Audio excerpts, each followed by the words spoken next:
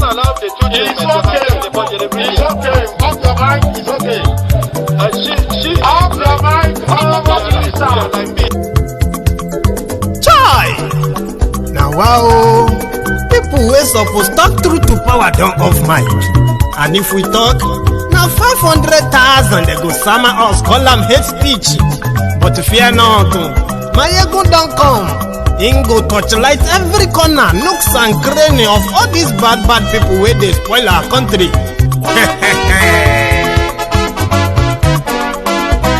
So my people make we laugh, oh yo yo. Maiyegun don't come, oh yo yo. My people make we shout, oh yo yo. Maiyegun don't come, oh yo yo. Maiyegun don't come, man of the masses, oh yo yo. Maiyegun don't come, oh yo yo. Maiyegun diary Politico, oh yo yo. Maiyegun don't come, oh yo yo. This one not the off in mind, oh yo yo. Maiyegun don't come, oh yo yo. Can in the touchlight every corner, oh yo yo. Maiyegun don't come, oh yo yo. Okay, some people be they holla say they want the power. Chai, them be promise us say we go get light and power. Them hustle sote they can't get the power. But now they know they do anything with the power. Every day, dollar just they get it higher power over naira. See them talk say make we off mind, but thank God say Maiyegun don't come. So my people make you lie down, yo yo. Maiyegun don't come, oh yo yo. My people make we shout, oh yo yo. Maiyegun don't come, oh yo yo. Maiyegun don't come, man of the masses, oh yo yo. Maiyegun don't come, oh yo yo. Maiyegun diary Politico, oh yo yo. Maiyegun don't come, oh yo yo. This one not they off in mind, oh yo yo. Maiyegun don't come, oh yo yo. Person where they do evil, no one make person talk. Them say that Maiyegun, that man too they talk. He do they talk. Say Maiyegun diary, he they hot like pepper. But every day then they take money in bulk. Woman picking they the street they hawk. Still them talk say make we no talk. But thank God say Maiyegun don't come. So my people make you laugh, oh yo yo. Maiyegun don't come, oh yo yo. My people make you shout, oh yo yo. Maiyegun don't come, oh yo yo. Maiyegun don't come, man of the mass.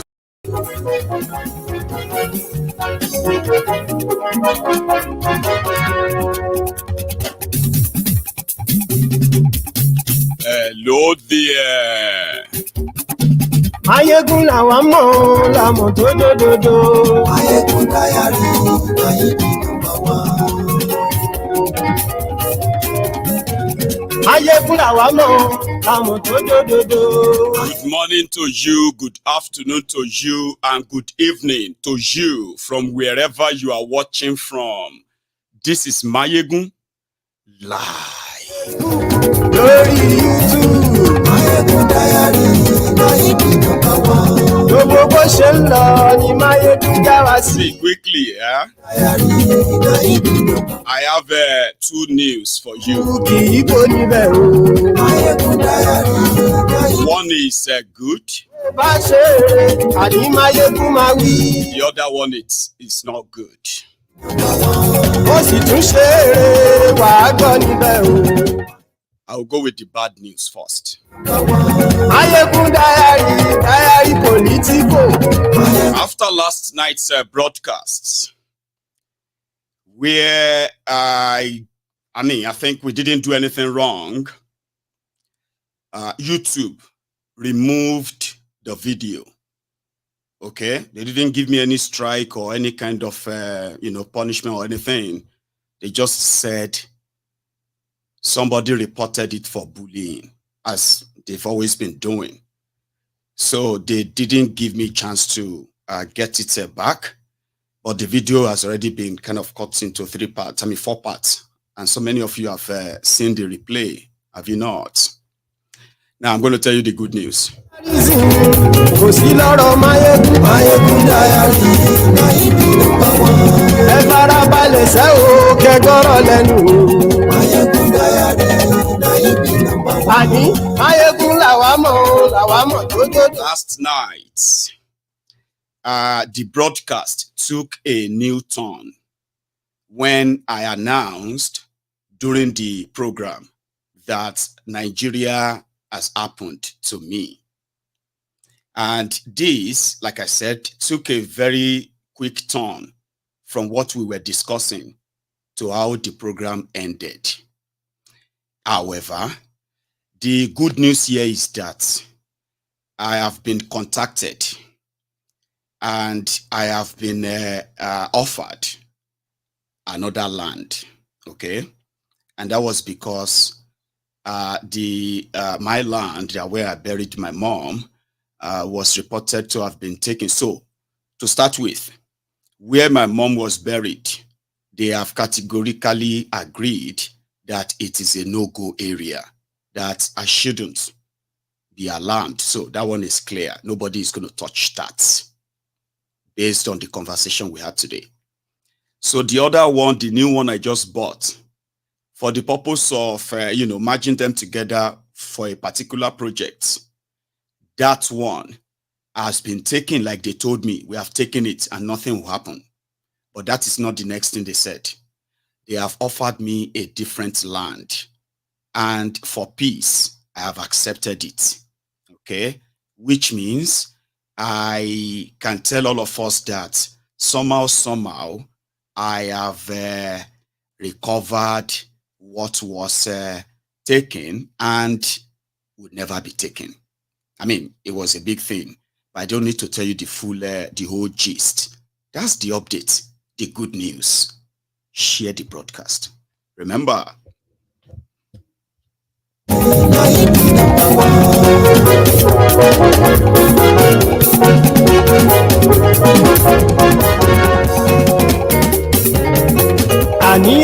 Supreme Court of Nigeria have changed their minds again. Despite the fact that they were put together haphazardly, hurriedly, for a particular purpose, to clear Tifnumbu before the FBI record will hit the newsstand.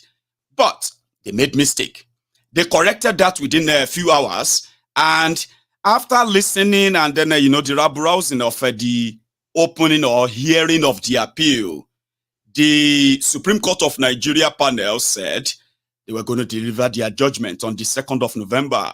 That has changed. But it changed mind one. It has to be done this week, as we told you last week. So the Supreme Court of Nigeria has now announced and notified everybody that they have reached their verdict. They have reached their conclusion, and the judgment is going to come in the next few hours. And if you are watching a replay, the judgment must have been delivered by then.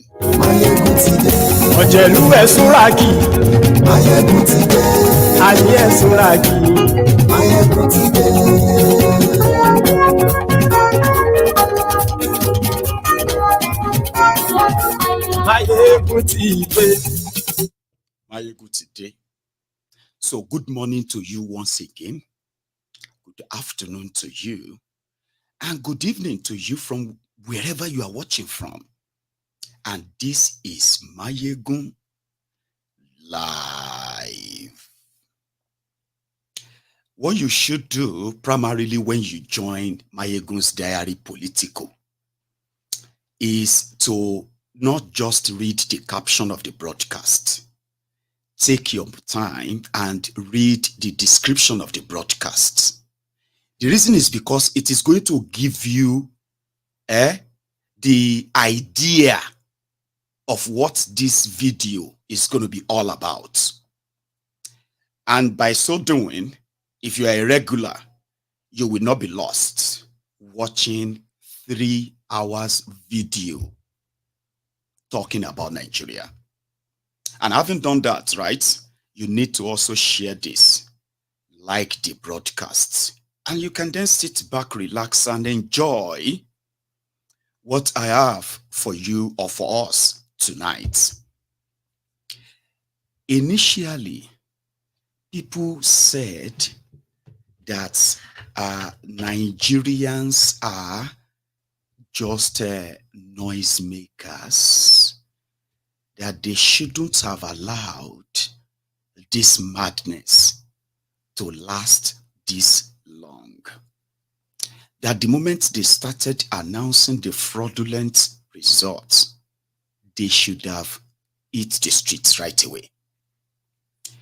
Others of different opinions said, no, remember the type of people you are dealing with. It is better not to participate than to participate and decided to go rogue on them.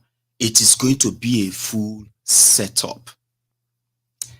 That Peter Obi had the audacity to lead the revoluting young Nigerians who believed that with their number, they could actually run the establishment out of town with their money. You, Peter Obi, was supposed to be one of us. How dare you? I mean, we thought this was a joke. It's like you actually mean it now, or you're taking it too far. And almost everything they try to flung at him, and they are obedient, and every one of them seems not just to stick. Okay? Well, I am going to save you the breath of how did you get here.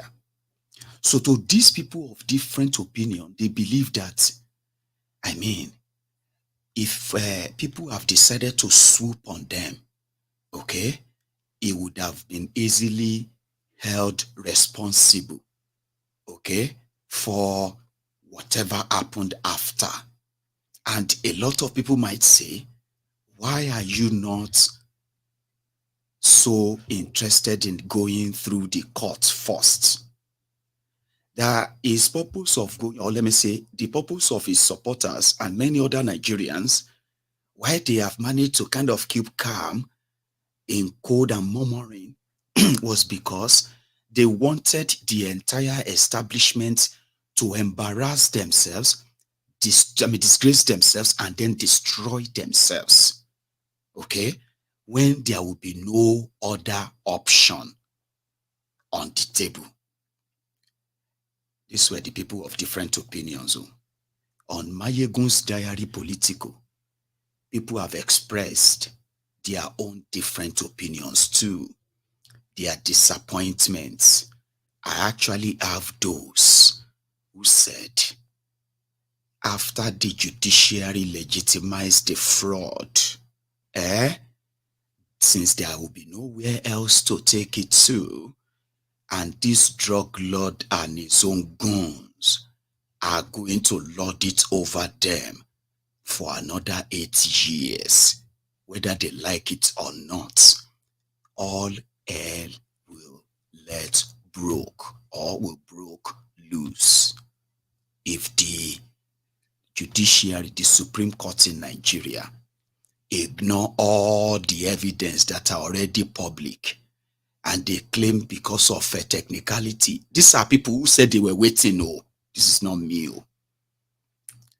Now, I don't know your own opinion, and it doesn't really matter anymore.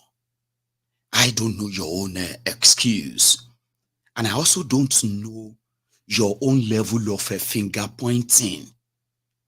But whatever the excuse was or were, in less than 12 hours, the Supreme Court of Nigeria, they are going to give judgment on 2023 presidential election.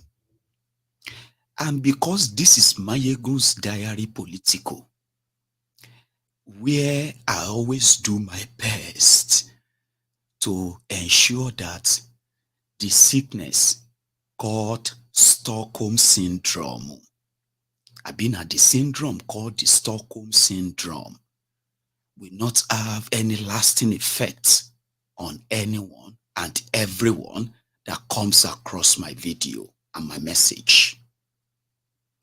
Even though the narrative out there, as much as majority of you consciously or unconsciously have managed to now begin to believe that the 2023 charade called election was all about Tifnumbu's certificate, was all about Tifnumbu's heroin trafficking and then forfeiture of money. Like I said, the whole conversation in the last 8 months after the 25th of February 2023, General Charade, that you call General, excuse me,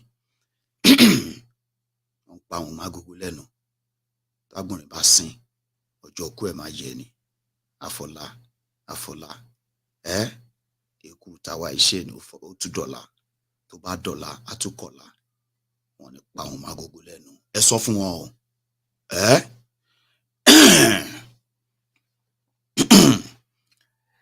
They might be trying to make you believe that 2023 elections, because the conversation that you are having most of the time all over the place right now is like the Tifnumbu forged certificate or a no forged certificate.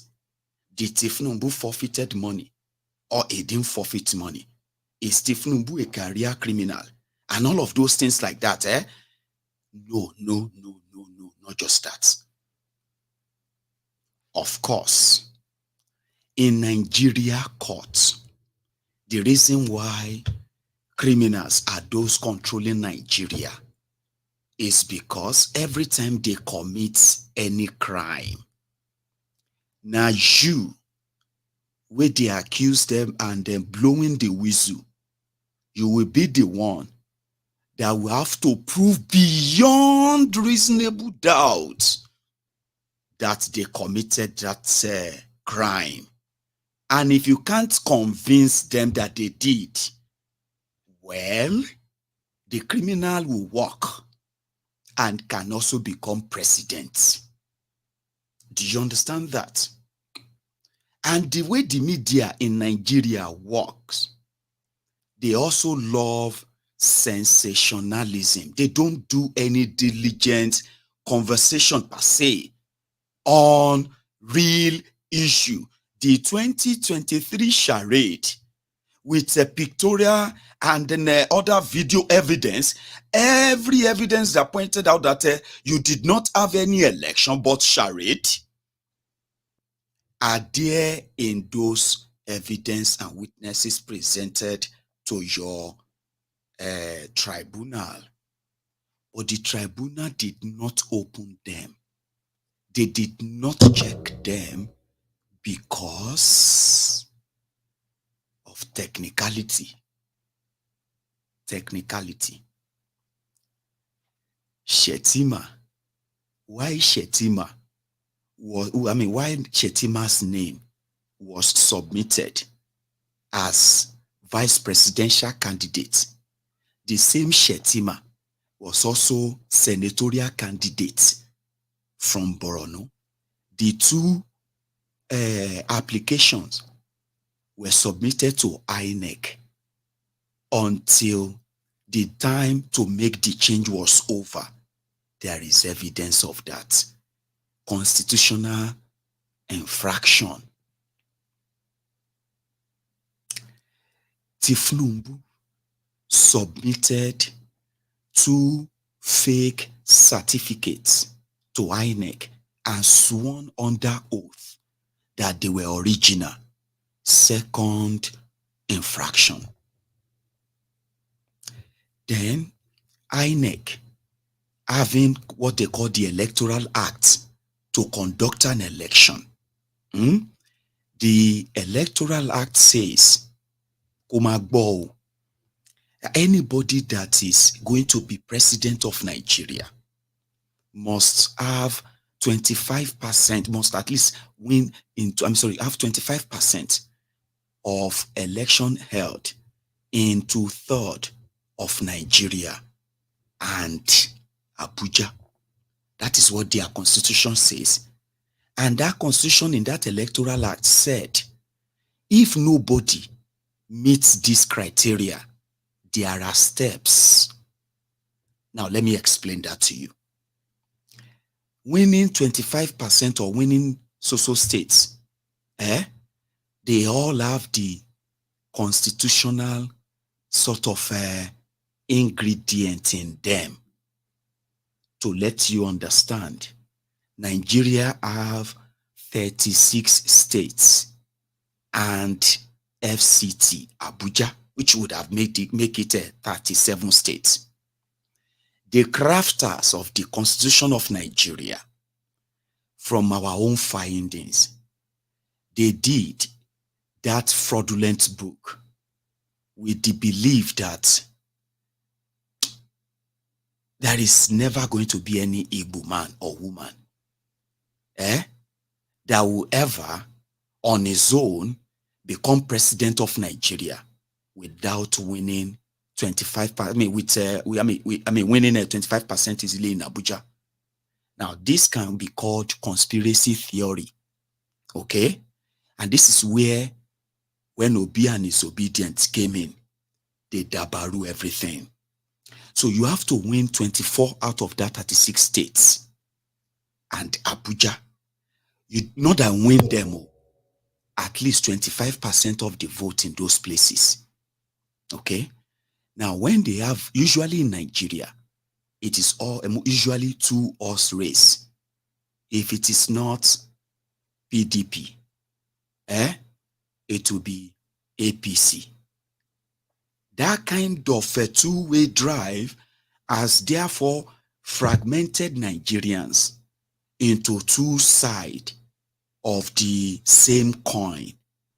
So even if you are trying to escape from APC, when you get to PDP, you will meet your former APC leader there. If you try to leave PDP and go to APC, you realize that they have the same modus operandi to impoverish Nigerians, oppress them, and kill as many of them as possible, and then take whatever you can take during that time. The same policy. So any third force or the talk of third force was believed to be impossible in Nigeria, even though people talk about it, until disobedience came. So when the election was held, PDP, Atiku, won in 12 states.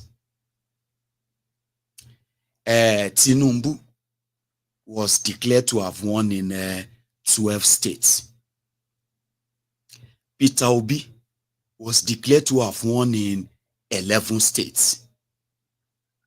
And Abuja, listen to this. If truly they have any constitution, hang on. Then Kwakwanso won in 1 state. Asinati Gemuti Koti. So if you are a gambler, or maybe I shouldn't use gambler, what do you call those people that always forecast your betting game for you? So those who are giving political opinions on Nigeria. But in 2023, all of those political analysts, they were shocked. You see, punters, they call them punters. You see those punters, they would have predicted the winner, say, okay, PDP, APC, Atiku, and then Tinubu. Atiku is going to win 20 states. Tinubu is going to win 30 states. Keniko is going to win this or that. But when disobedience came into the whole thing, people were always regulars. They were laughing at them. A lot of you were laughing at them. So you may be watching me today. And that is why I continue to tell all of them that they did something that has changed the course of history.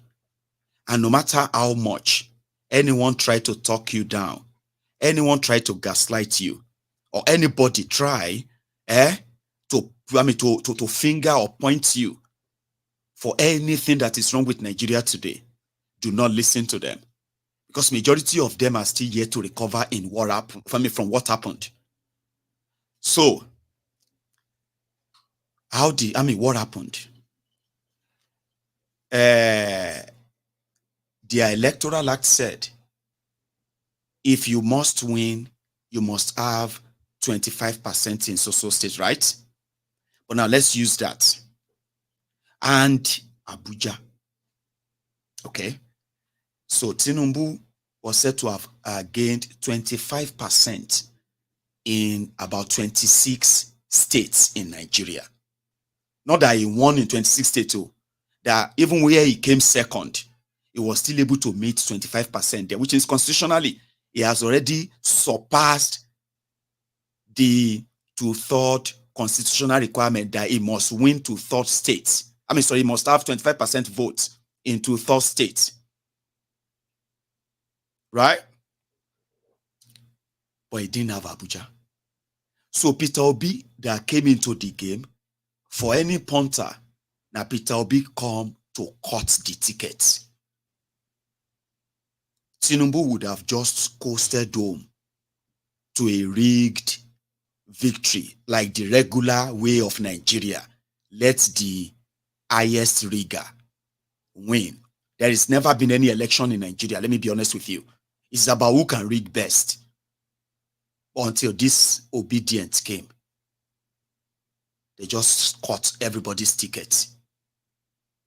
Atiku, they look for 25%. Atiku got about 25%, 25% votes in more than 25 states as well. But no Abuja. That was where the criminals who call themselves lawyers, who are supposed to actually uphold your constitution, that was when they decided to jump into the fray. And decided to start redefining your law, redefining the fake law, which nobody actually wrote. He didn't write it. Nobody, except for the military boys that put the decree in place. But there is something in that law that could have prevented all of that.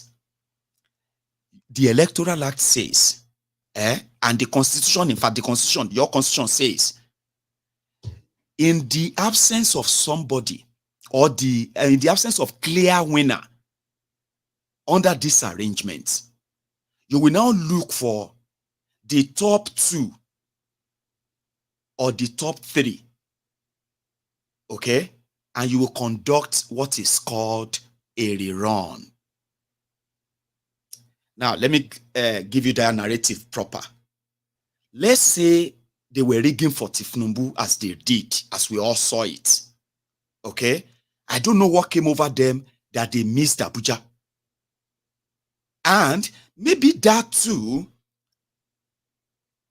could have been the genesis that would have triggered the violence that they tried to avoid and believe that they could erase that through the courts. Because the people of Abuja actually rejected APC and PDP. They rejected them inside the Aso Rock. Rejected them inside the Akpo Villa where the lawmakers were living. They rejected them in the eyebrow areas. They rejected them in the inner areas of FCT Abuja. PDP, APC, they rejected them. Tinubu got 18%. Atiku got about 11% in Abuja. The two of them managed, if they combine Atiku and Atiku and Tinubu vote in Abuja, it will give them 29%. That is for rigging. So what the Constitution says is that they will now conduct a rerun. Now, what the rerun will be like is not like the election, the normal one you first had. What the rerun will do is that there is no longer anything Abuja in the rerun. And there is nothing about 2/3 of a state in Nigeria in the rerun. It is now going to be whoever scored the highest votes. Which could be done at least 2 weeks. It could be organized in 2 weeks without having to put Nigeria in this helldom. There is actually that constitutional lacuna, the provision there. But Yakubu acting descriptive to let you know that Nigeria has been captured even before the election. Yakubu ignored that. And he went ahead and declared the winner. Even though in his own resort, and they have a legal team inside the INEC as well. They ignored all of that. So they dared the country, they dared the people. That what's going to happen? Let's go to court. If you're not okay with it, go to court. So what they could have done was Atiku, Obi, and Tinubu. They will roll out another. Those are the three people that will participate in the rerun. Now the rerun will now be who scored. They will count all the votes of everywhere. This one is not going to be about it's not just going to be about Tinubu has won Kano, Tinubu has won Bauchi, Tinubu has won Lagos. It's not Atiku has won. No. It's not going to be just that. It's going to be total vote. So that is what will give the clear winner, and then you can now declare the winner. Why didn't they do that? Despite the fact that the same Yakubu changed their own electoral act, the electoral law, that promised that they were going to publish the results of the election live. And they actually got 48 billion naira for that singular project, only for them to deny it, shut it down. Only the presidential election result shut down. So these are the constitutional infractions, okay, that when they now said INEC should present the results that they announced, Tinubu scored 8.1 million, Atiku scored 6.9 million, Obi scored 6.1 million. Okay, fine. Now, release the results. Let us see the number of how you arrive at that millions, okay? So that if we have any question, okay, we can begin to fight the election. The law says INEC should give them all of the materials used in 2023 elections. The Nigeria Tribunal had to issue 5 different orders to INEC that INEC should give the petitioners the evidence of the results they announced. Okay, is one, Abi? Great. It's called social vote. Fine. Give us the you were announcing a result. Now you are calling a number. There must somewhere you got the number from, Abi. Give us that. They didn't. They delayed them. When they finally did, INEC handed over the results sheet that said Tinubu scored 8-point-something million, Atiku scored 6-point-something million, Obi scored 6-point-something million. And when they opened the entire results, out of 175,000 polling units in Nigeria, the result from every unit to 175,000, Baba, 44,000 of them were completely unreadable. Out of that 44,000 polling unit results, 18,088 polling units, they are just blank sheets. Blank paper. Nothing. You get what I mean? Nothing.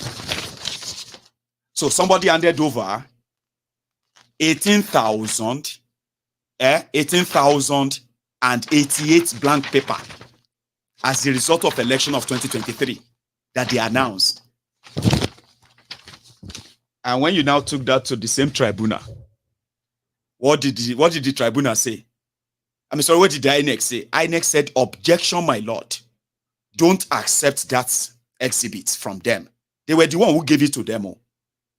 They objected the presentation of it. Tinubu and his own APC, they said, objection, my lord. We objected the presentation of that document. We don't want you to accept it. All of you heard that too. I spoke about every detail of that tribunal, and I told you that was going to happen. It's going to be like a theater. It's going to be like a drama. You're going to sit down there and you're going to be asking yourself, what just happened? What just happened? And that's exactly what finally happened. The same tribunal that performed the theater for a few weeks, they came back and they said, Obi and Atiku, they presented no single evidence for them to nullify the election or remove Tinubu. That was what the tribunal said. They said no evidence was presented. Immediately, APC, Egbekegbe, And so many of those people that are now unraveling, the people that a lot of you thought they were actually real people, human beings. But today you are now seeing them as, they are like, they are worse than anything. They started saying, do you want the tribunal? Why are you gaslighting the judiciary? What is wrong with all of you? You are going on social media, attacking judiciary. You are bullying them. Do you want the judiciary to go and look for evidence for Obini? Abba, deberu Ọlọ́run. I beg, they fear God. Everything happened before our very eyes. Today, majority of them will boldly tell you on social media that you are just wasting your time. All this your nonsense you are talking, why don't you bring them to the tribunal? They saw what happened. They expected that to happen. They will be surprised if their criminal leaders have lost guard, if they've lost their guard. Because they believe that their criminal leaders have everywhere covered. They have everything covered. So if they have lost the election, they would have been so disappointed in them that, they have all the power. You remember they were actually fighting Bokwari, that Bokwari was trying to stop Tifnumbu from becoming president. You remember all of that? So they believe that everything should have been covered. So if they miss anything, they are still wondering what happened in Lagos till tomorrow. Like, how could that happen in Lagos? So they expected their leaders to be so corrupt enough and have the judiciary in their pockets so that they can begin to come back to you and say, why didn't you go to court? You should have go and present all this, your evidence in court now. You think this court, Nigerian court is social media. They know the truth. Okay? But they don't care. They don't. And that's exactly what is going to happen in the Supreme Court tomorrow. The Supreme Court, you see now, I'm like so kind of direct.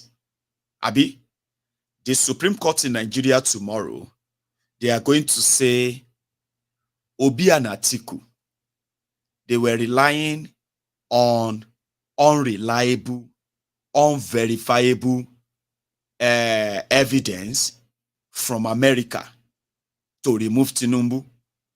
That they are not even talking about the 25% Abuja anymore. You know, they are already telling you that. You Obi DOT, you Obi this and that. You are no longer talking about 25% in Abuja because Nigeria judiciary, the presidential parliament in Nigeria, boldly said they cannot cancel an election because of Abuja. There is nothing special about Abuja. They said that because that's a lot of people are already asking, what is so special about Abuja, Gonsev? Nothing is special about Abuja. You understand? But the specialty they put on them constitutionally is to ensure that the person that become president of Nigeria at least has the general acceptance of the general Nigerians. It's not like all Nigerians. No. You get that? That there is no rush. Because if you decided to use the highest scorer and the person who scored in so many states, where you know that they could rig it, if that person who could rig all over Nigeria, or let me say somebody who could win all over Nigeria, cannot win at this FCT, the seat of power, which should have his own mayor, by the way, but they don't have one. They just have Minister of Abuja. Anyway, so it simply means that the process is not conclusive. Okay? Now, in order for Abuja not to be anything special, you'd have to go to a rerun. It was clearly written in your constitution and electoral act. But because INEC ignored it, what the court is now saying is that Obi and Atiku, they are asking them to do the job of INEC, and they will not do the job of INEC. So if INEC says it's okay, it is okay. Do you understand? Or I'm still speaking Bala Bulu or Bulu Bala. Don't worry, you will get it. So tomorrow, since the media and some of these people they have been making this whole Supreme Court thing about FBI file, about a Chicago State University. So the Supreme Court is already forming opinion on that. And if you may ask me, how did you get this? Abba, I did my analysis on that when it actually happened. When you enter court and you said, my lord, all of our evidence presented at the tribunal, they didn't look at them, and we believe they are wrong. That's why we are appealing that judgment. We want you to look at everything that happened at the tribunal, the evidence we presented, the witnesses we presented, and also, we also have extra evidence that we also want you to take in and add to those evidence that the tribunal took out, and then help us review this case, my lord. Meanwhile, when they appeared first at the Supreme Court, the conversation is already around Chicago State University certificate. The lead counsel, the lead judge, Justice Okoro, Tibak Paro, Kolowun Jeminiya. You know what I said there? If I am actually lying, may God punish me.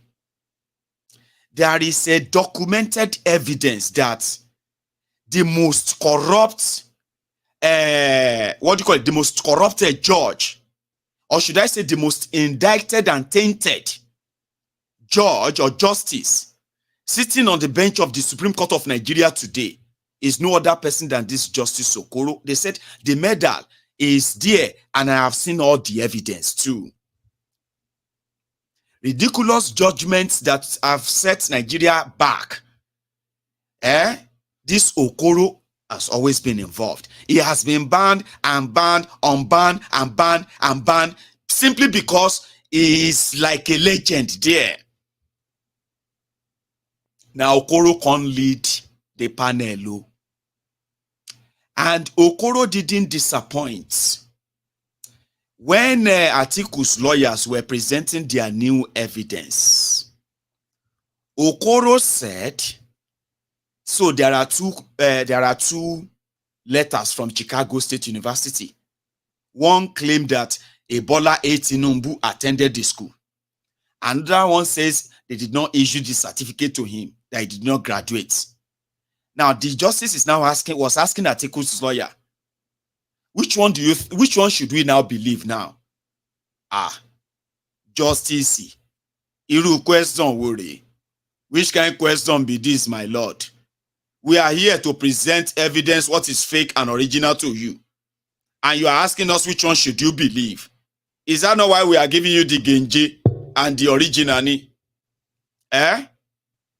Then one of them then asks, hello? So after this one that you said you are bringing, Chicago State University has issued a letter denouncing Tinubu that they did not issue anything. And they were like, my lord, this is the position of court, the position of law. And as my lord, you should know what the position means. That the position is more legally powerful than a letter from Chicago State University. They say, no. Because this thing is a case of national unity instead of saying a case of national security, because they will use both tomorrow. They will say the unity of Nigeria and the security of Nigeria people are so important that this honorable Supreme Court has put into consideration the unity of Nigeria and the security of Nigeria in order to make sure that any other people who are trying to cause problem in Nigeria, this Supreme Court is now considering the unity. You go here, unity, security, unity, security. Before they will now finally tell you that on this note, we hereby throw out the petition, the appeals of Mr. Atiku. We hereby throw out the appeal of Mr. Obi based on technicality and unity and security of Nigeria. They will use that very well. So one of them used that we cannot just come here and just, present things. We must make sure that we are presenting the right thing. Did INEC attend the subpoena where Chicago State University said they didn't issue the certificate to Tinubu? A justice of the Supreme Court was asking. Now, many people will say, listen to this. Many people will say, Maiyegun. We know that a lot of people don't trust the judiciary. But all those questions are not really bad questions, because they're like in the court. These are the things that they want the counsel to say.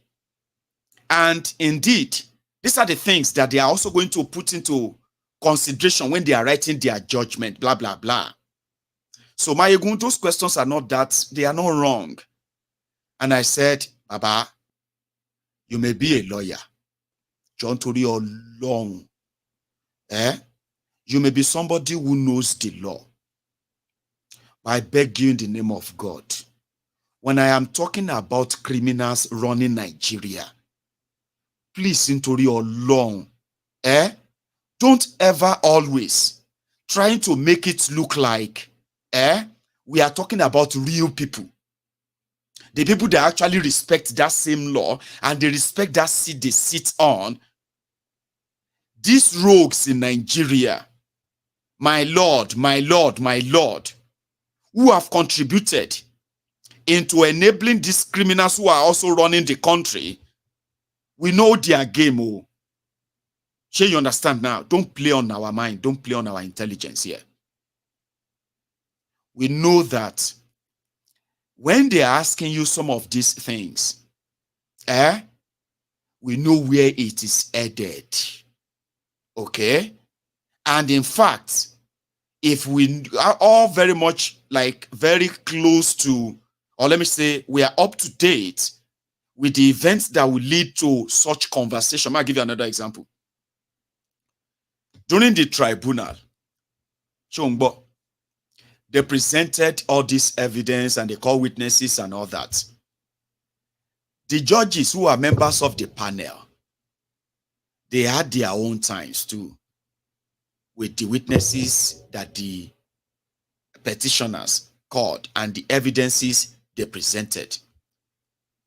In one of the occasions, one of the judges was asking a witness that was testifying on Tifnumbu's forfeited $460,000 in America for heroin trafficking. Here you get. One of the judges asked the witness that if Tifnumbu was his brother, was he going to be happy that he's been embarrassed for his academic record today? A judge that is part of that panel asked a witness that was testifying under oath or to Tifnumbu's criminal record in CSU. The same members of the panel was when they called a witness that actually worked for Amazon. Amazon Technology is the one that built Nigeria IREF. Are you following me? Amazon they sold the technology to Nigeria, the technology that built the IREF, and then your Beavers machine. Somebody that is working for Amazon as a technologist, as an engineer, she was called as a witness to come and explain how that thing works and what they built for Nigeria. One of the members of the judges at the tribunal was asking that, are you not a member of Obedient? And they said, well, I'm a Nigerian, but I work for Amazon and I also participated in this election as an Obedient. And they said, so you are a member of Obedient? But what I'm testifying on right now is area of expertise. Okay? And I'm explaining, you know what they said? They discredited that witness. They didn't even mention the witness. When they were reading their judgment, they were abusing, attacking Obi and Atiku. They were lashing them. They said they were fishing. They were going about talking to. So if I tell you that these criminals who are asking these questions, they already have their judgment written, and it must be delivered before more document causes more damages. They are acting a role, and you cannot compare your law, whatever, with what these guys are doing. And don't call it disrespecting the judiciary. The judiciary and so many other institutions in Nigeria, they have disrespected themselves. They have disrespected the Nigerians. And in fact, they have embarrassed themselves, embarrassed Nigerians. And what is about to hit them, you will not be able to defend them when that happens. So don't compare. At this point, a lot of people are already asking, what is the essence of reading law in a lawless country, by the way? What is the essence of you calling yourself a lawyer? Which law do you read? Nigerian law or which other law? In a lawless country where criminals are lawmakers, lawbreakers are lawmakers. You get what I mean? Anyway, the Supreme Court have already pointed holes.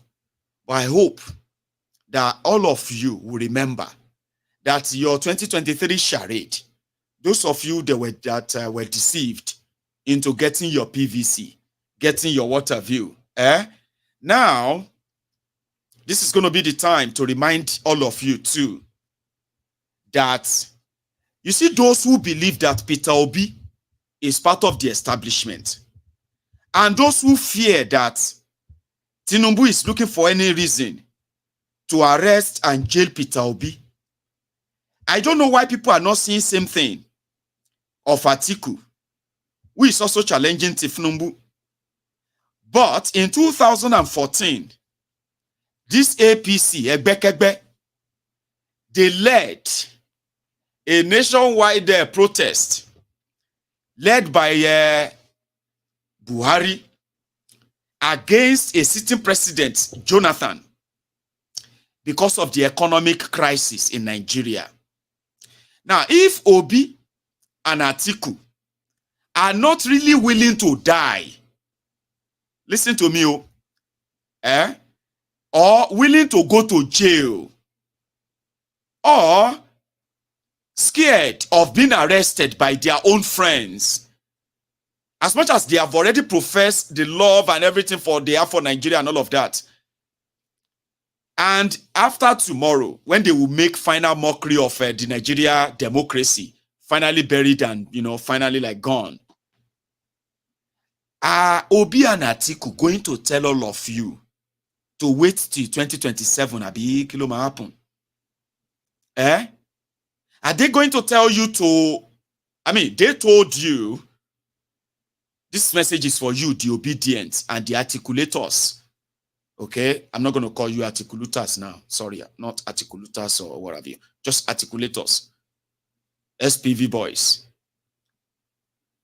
For the SPV boys, they go just wait for Tinubu to share the crumbs before they all join APC and ready for another 80 years. Sure, you understand? But for the obedient, Peter Obi will now say, because nobody wants Peter Obi to be arrested, even though Nigeria wants to be rescued. Nobody wants Tinubu to kill him. At the same time, everybody wants to react. So, tomorrow, for the first time in a long time, somebody, either Obi or Atiku, will they be bold enough to finally let the people fight for themselves, or they are going to issue press statements that they will continue to take the government on because they don't want to make their businesses affected too. Remember, after this whole ride, those people who said Peter Obi was only like a rabbit, got caught and caught up in the old frenzy. He couldn't leave, but at this time, he didn't want trouble. Those who are going to face Tinubu Are you all going to then wait till 2027 and believe that Obi was used to calm you down, participate in an election, and then calm you down after that, prepare you for another one, so that Nigeria can still remain one country? Remember, a lot of people have their different opinions about the charade you call the election. So a lot of the people believe that the moment that they rigged the election, that it was obvious. That it was the moment that everybody should have scattered everything. And Yakubu will not have any audacity to say he is still the chairman of INEC conducting another election. But because Obi, who actually have serious influence on the young people, is the only one that will tell you, let there be calm. And there is calm. I still believe that too. So after tomorrow, when he now comes out to say, let there be calm, everybody will now have to go about their normal life, or una go now realize that you are now on your own, like many of us believed long time ago. My dear obedience, tomorrow is very significant. A lot of you have been managing your expectations, or you have been telling yourselves that you have been managing it. And you are not expecting too much. Well, even though you know, or you believe that you know where this is going to end, my own question is this: are you prepared for what is coming next? Would you still be saying obedient and obedience when they finally drop the hammer or the gavel tomorrow? And then you will begin to what? Or around that time you will tell Obi that he should, at this point, is done his parts, in which some people have already said that if you are waiting for Atiku, if you are waiting for Obi to tell you how to react to tomorrow's scripts, then you probably have been living a lie for a long time. No offense. You have been telling yourselves too many lies. That the reason why this has not happened is because of that. You have seen the total desecration of what should have been the fabric, the moral fabric, the lawful fabric of what is supposed to be a lawful country. You've seen it. They killed many of you, and they told you the judiciary is the last hope of the poor man. Now you have realized that you don't get any hope anywhere. After all of that, if you then still need Peter Obi, or you still need Atiku, or you still need Maiyegun, or you still want somebody like Mazi Nnamdi Kanu as well, and everybody everyone who has told you that Nigeria is a scam, is a fraud, and sometimes you might think you have a chance, but you don't, because to them, this shouldn't have lasted this long. According to them, after tomorrow, they don't want to hear you talk about the elections again. Which means, if you talk about the elections and continue to talk about Tinubu's criminality, you will be committing crimes, not a crime, crimes. And they are ready for you. Normally, the Obi and Atiku, they've already set themselves up. So tomorrow you will know whether they have been lying to you, that they love Nigeria and they love you, okay? And they have been leading you on. Or they actually mean it, okay?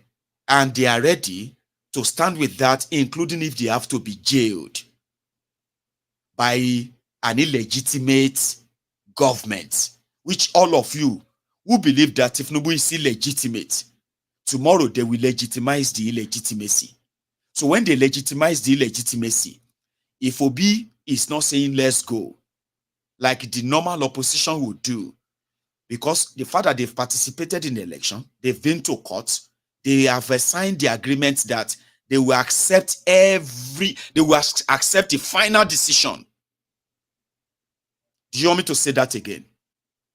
For those of you who are saying Peter Obi, Tinubu is planning to arrest Peter Obi, Tinubu is planning to arrest Atiku, especially Peter Obi, or they are trying to kill him, or they are trying to send him to exile. Now I have to remind you of this. When Atiku and Obi participated in this charade, and they got rigged, and they went to court, what they have signed up for is that any decision that comes out of that, they will agree with it, including all of you, their supporters. So if they said they don't accept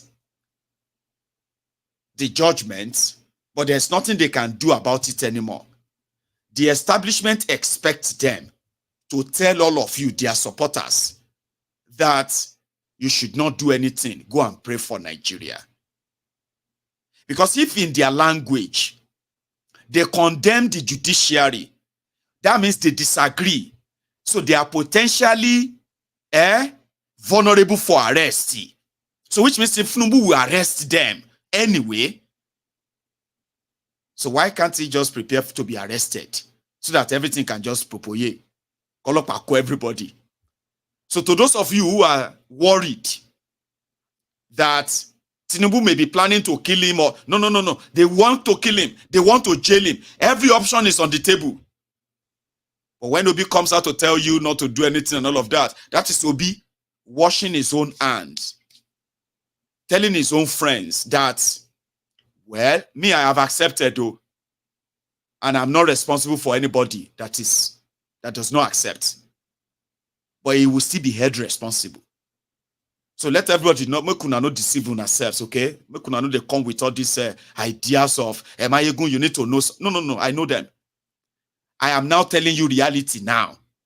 The reality is that, if you don't want Obi to be arrested, that means you must accept the judgment tomorrow. If you don't want Atiku to be arrested, that means Atiku supporter must accept the judgment tomorrow. Now, if you disagree with it and you go on the street, they will be held responsible. Why can't they just come out tomorrow and tell all of you that, listen, Nigeria is gone, no? You know, they have been telling you that Nigeria is gone. Nigeria is gone. Now, only judiciary if you save Nigeria. So tomorrow, you should expect them to address press conference and tell all of you that our people, will not lie to all of you, Nigeria is gone. It's now over to you. But if you are ready to fight, we are ready to lead. Make nobody deceive nobody. Now everybody go lose, including them too. But when you begin to come with your narrative, Maiyegun is not like that. I know your type. And you are very much entitled to it. Okay? If you are afraid of what they are going to do to him, listen to me. You have been deceiving yourselves all this while. Yes, you have been deceiving yourselves. So you will comply by fire, by force. But if you now have to know that you are on your own, like all of us know that we have always been on our own. Everybody who cares for Nigeria, who love Nigeria, will break it up to save lives. I was with my friend who just came from Nigeria. today. And we're just talking about how degenerated, how things have become so unbearable for people. And it was about you always fire them, and all of that. But Maiyegun, who do you support? As in, who do you really think can fix that country? I now explain something to him, which all of you are aware of. I mean, many of you are aware of anyway. I said, listen, guy, nobody can fix Nigeria, not even Peter Obi.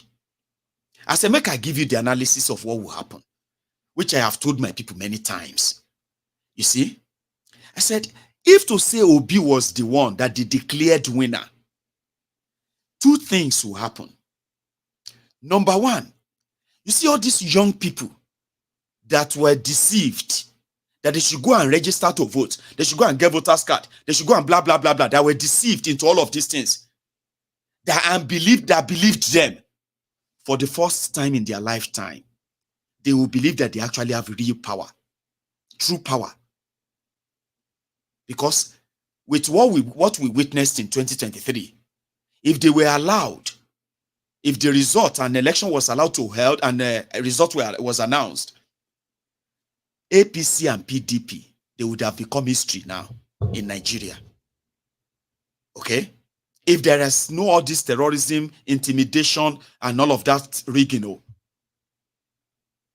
they would have become history. Obedient, demystified decades of myth, lies about Nigeria. They demystified religious, tribal, ethnic, and whatever, you know what I mean? Vices that politicians have been using in Nigeria. For the first time I witnessed that.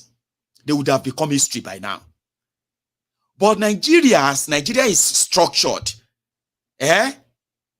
choosing somebody or electing somebody or rigging somebody in is just a means to an end. It's not an end in itself. Nigeria is structured to fail.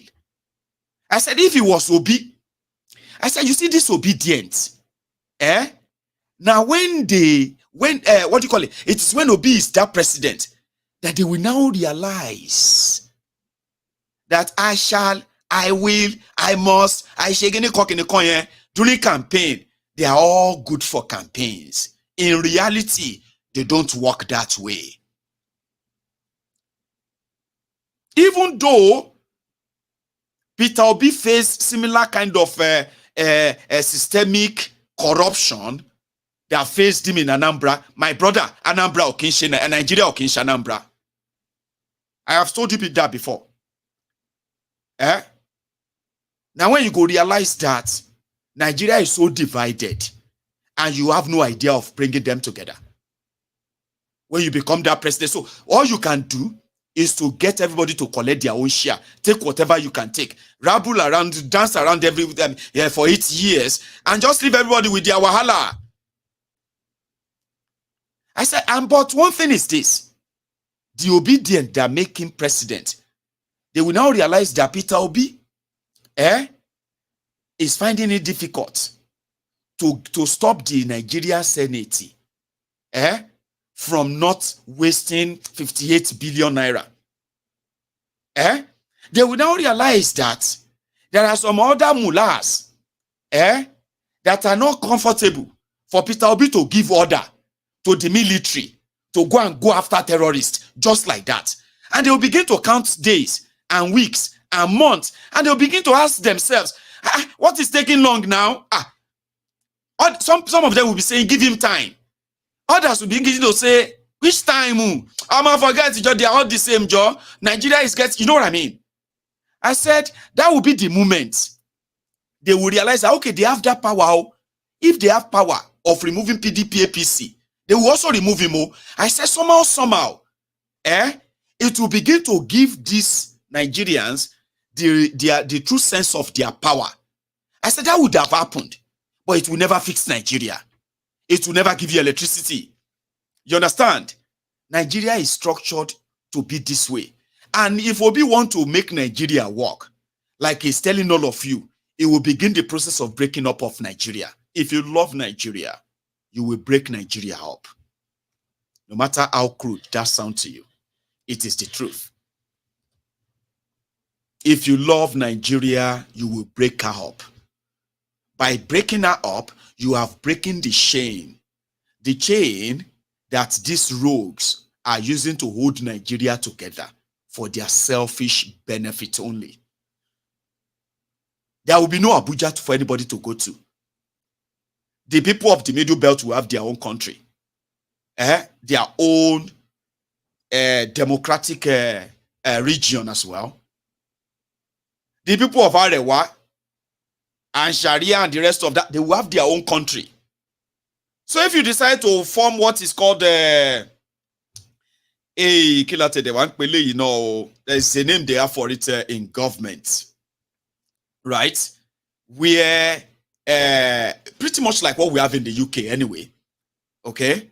A system whereby every region is independent of other, and everybody will agree to put their resources together and contribute to some certain provision of, security and all that. But you still be in your own area, so that if you have your own thief, if you have your own criminal, in Eastern Nigeria, okay, the Biafra, they may say, okay, if you commit any financial fraud, all right, you are going to jail with the rest of your family. If you come to the Western region, they say, if you commit any financial fraud as a public official, you are going to go into a life in jail. You and the rest of your family as well, and every property traced to you will be confiscated. Now, these people will not have any Abuja to run to. They will not have any Sokoto Caliphate to go and crawl to. Sure, you understand? By so doing, it doesn't mean that you won't have all these mad people too running around, but they will all know the consequences of their involvement in anything. You have broken the chain. This Nigeria cannot work. It will never work. And for it not working is to the advantage of the criminals that some of you actually love. I know you love your criminals differently, you know what I mean? So tomorrow, the Nigeria Supreme Court, they are going to, I'm sorry if that keeps sounding like, why are you talking like this? The reason why I'm sharing this with you is that there's no point in sugarcoating anything. Tomorrow is going to change everything. It's either it's going to be call loose rogues running riots everywhere. Okay? Arresting those they can arrest, including me. I'll become a full target, and I am ready. Tifnubu cannot be madder than Bokuwari. You guys have no idea what Bokuwari is, but some people are already warning us what a civilian dictator is. But people like us are always ready. Sure, you understand? But a lot of you would have to. Because after tomorrow, your destiny or what happened to you or your children or what happened to Nigeria or what will happen to Nigeria is no longer in the hands of Peter Obi or Atiku anymore. You can no longer use them as excuse anymore. Sure, you understand? Because they are going to tell you to calm down. I'll be surprised. I already saw where Peter Obi tweeted that cultist judicial panel should not make a mistake of legitimizing an identity fraudster. Peter Obi tweeted that. And some people were already saying, it be like say Peter Obi don't light a candle. Everybody just bring petrol now. So all of that, now from tomorrow, Peter Obi said, cultist judicial panel must not make a mistake of legitimizing identity fraudster. Shomakwe is saying that the Supreme Court may be acting like they are cultists. She request strong language, may not come turn to tomorrow, may not be something like say, waiting with order. Now, no be waiting then deliver. And I know some of you love Peter Obi so much. I would have been dealing with all of you by now. Now, remember they were calling me obedient.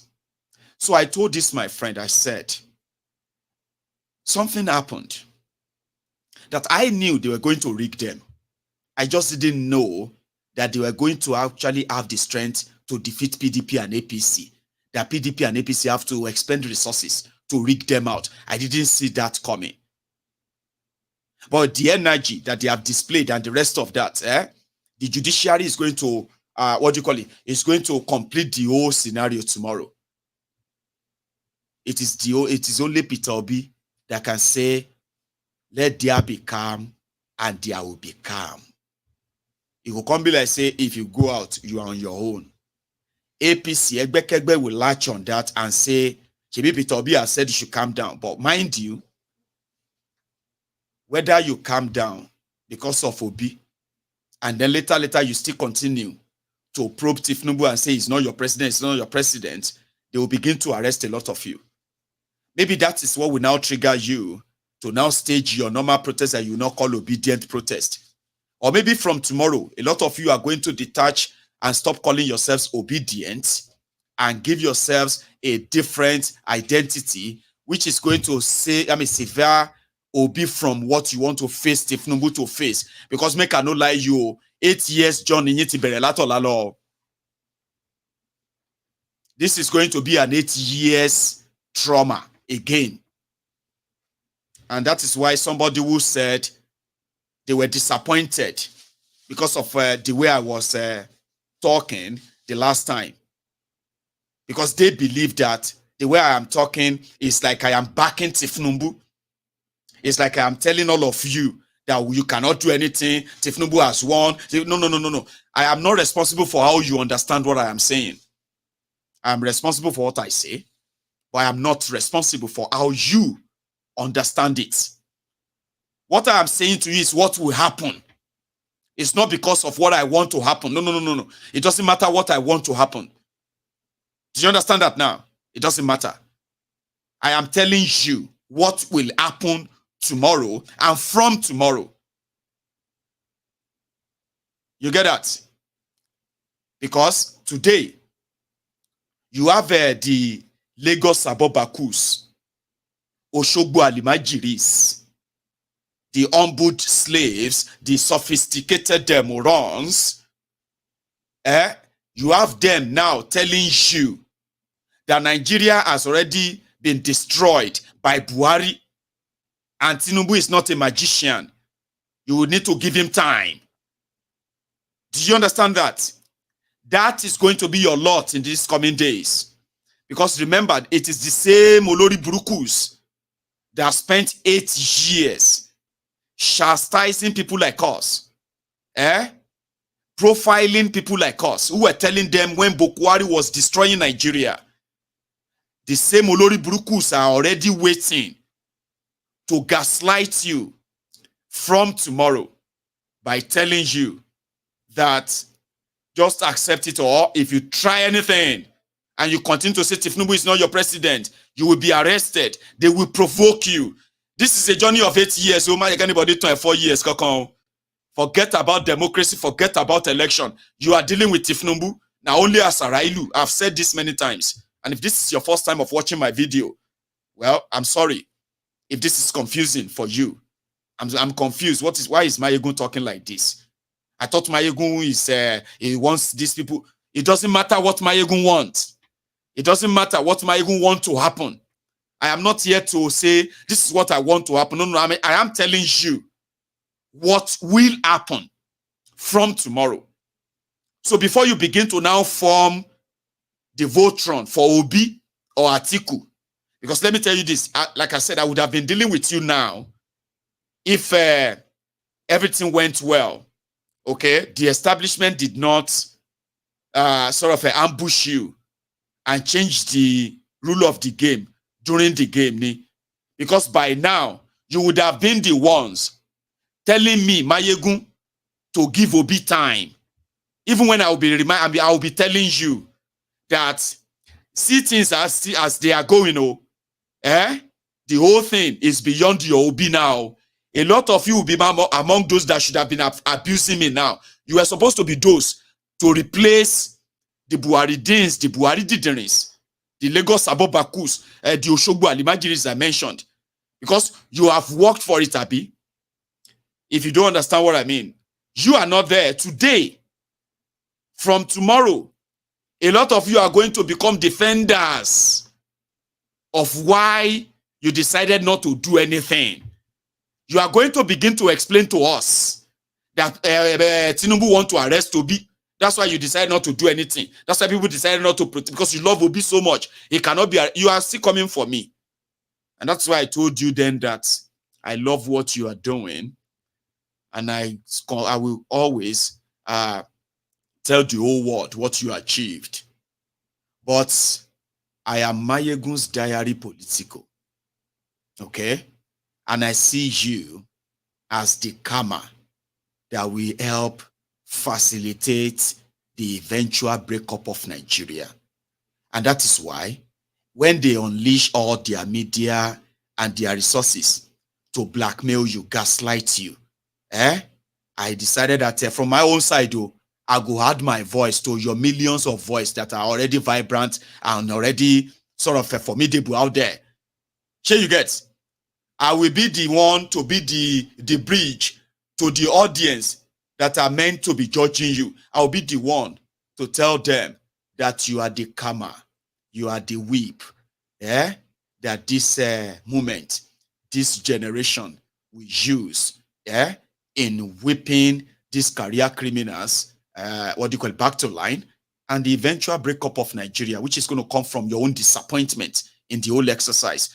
Again, if this is your first time of watching Maiyegun, it can look confusing. Don't be confused, okay? And to the Agbadoriansi, the SPV boys, the articulated articulated the Mugus, the articulated the morons, articulated the scammers, they started calling me obedient. And I had to come here a few times to say, well, if all you obedient are feeling comfortable and happy, well, I am not obedient to. But you know what? 100% with what you are doing. Because with you and so many of us who are already waiting in the trenches, the true Nigeria will be revealed to you. The scam called Nigeria will be exposed to you. Then people like me will not find it difficult to tell you that, Baba, you want to go do election again? You want these people to tell you, say, may you try again? Under the same arrangement, under Tifnumbu? Baba, evil people know they die easily. Oh. If anybody they tell you, say Tinubu go die in 1 year, Tinubu go die in 6 months, and you are believing them, your heart is probably darker than what you can even admit. I don't want to judge you, okay? But from my own experience, evil people know they die easily. You see, this Tifnumbu is the captain of the evil voyage. And the evils that are actually around him, they are worse than the Tifnumbu evil. Go. They know they die easily. So if you must prepare your mind, you don't want to go jail. You don't want me them kill you. You don't want me them arrest Obi. You don't want me them attack his business. They go attack everything attackable. Now only a Sarailu if you come out that Tifnumbu there. I've said it many times. Until when you probably are ready to change the course of your own destiny. Okay? Nothing. And that will start from tomorrow. Whether not from tomorrow you go to realize, say this Maiyegun no get sense, sha. I actually thought this Maiyegun get sense, Nisha. I was following him because of the way he was presenting. I thought he gets sense, because very soon now, you go to consider me as somebody who is an enemy that want to be arrested, because I am telling you that the shege that you are going to face, even Obi go distance himself from you. And you will realize that you are on your own now. And you cannot, by any means, live by their rules. If you are going to live by their rules, you better start getting ready. You are going to realize that, let's say this Maiyegun no get sense. That moment, I no go get sense again, no. I swear. But one thing is this. No matter how you see me then, you see that same truth that got you glued here, it will continue to stare you on the face until one day you will always remember that Maiyegun and say, that guy. Because what will happen is that you're going to make yourselves available. You are going to become the same thing you are trying to run away from. you are going to become these Atikulutas who are going to defend Atiku. You are going to become the, what do you call it? The Lagos Abobakus, Oshogbo Alimajiris, the Agbadorians who will defend their Kolu. Okay? You are going to be attached that much that a lot of you will actually help them to crucify those who will never keep quiet. And I'm not saying that I am somebody who is going to come here and begin to say, why is Peter Obi not leading? No, I'm not that kind of a person, because I actually work with practical thing. In my own book, I am indirectly right now speaking to you as an obedient who has given everything. You give it all. The only thing they never take from you in your life, because you believe strongly in it. I am now indirectly telling you that you are on your own and you can no longer use Peter Obi as the reason why you are calm. Do you understand that now? This is me trying to, the same me that told you to manage your expectations. The day of expectation is tomorrow. Okay? Which means everything you felt that you would do if this thing should go south. Now, this is me trying to let you get to a stage whereby psychologically you don't need what Peter Obi think before you do what you think is right. We in the diaspora, who have always been intelligently and with love, remind all of you that until they have that conversation to determine if Nigerians still want to be one country, living together, under what arrangement, or everybody should go their separate ways. Sure, you understand what I mean? Until there is actually a movement in Nigeria and outside Nigeria, a movement that, like Rich said the other day, a movement that encourages that kind of encourages Nigerians to drop their differences, drop everything that is dividing us. Like, you want Biafra, great, we'll get it. Drop all your differences and face these criminals squarely. If they are not gone, we will be gone. And that's exactly the technique, which means you must begin to mentally detach yourself from Obi and Obi's position before you begin to join what you think is right. Does that make any sense to you? Because Obi will never boldly tell you that it is now in your hands. We need to save Nigeria now. If you are ready, I am ready. Boldly. He is a billionaire. He made this money through the system. His businesses is in that system. People depends on Obi's businesses to also feed their own family, run their own lives, because they work for his businesses too. But millions of Nigerians who are not working for Peter Obi, they are going to be the victims of what Tifnumbu is going to unleash on you. Warm up, Neil.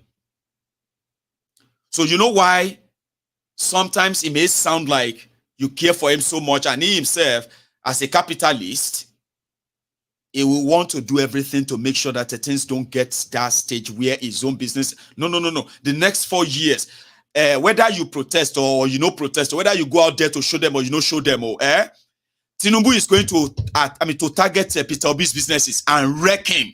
You have no idea what you are about to delve into. Atiku will easily just play ball and say, well, I'm not even contesting again. Mokuna, just do your thing and leave me alone. Ask those who are in Lagos, in politics of Lagos, running their businesses in Lagos before 1999 of Tinubu.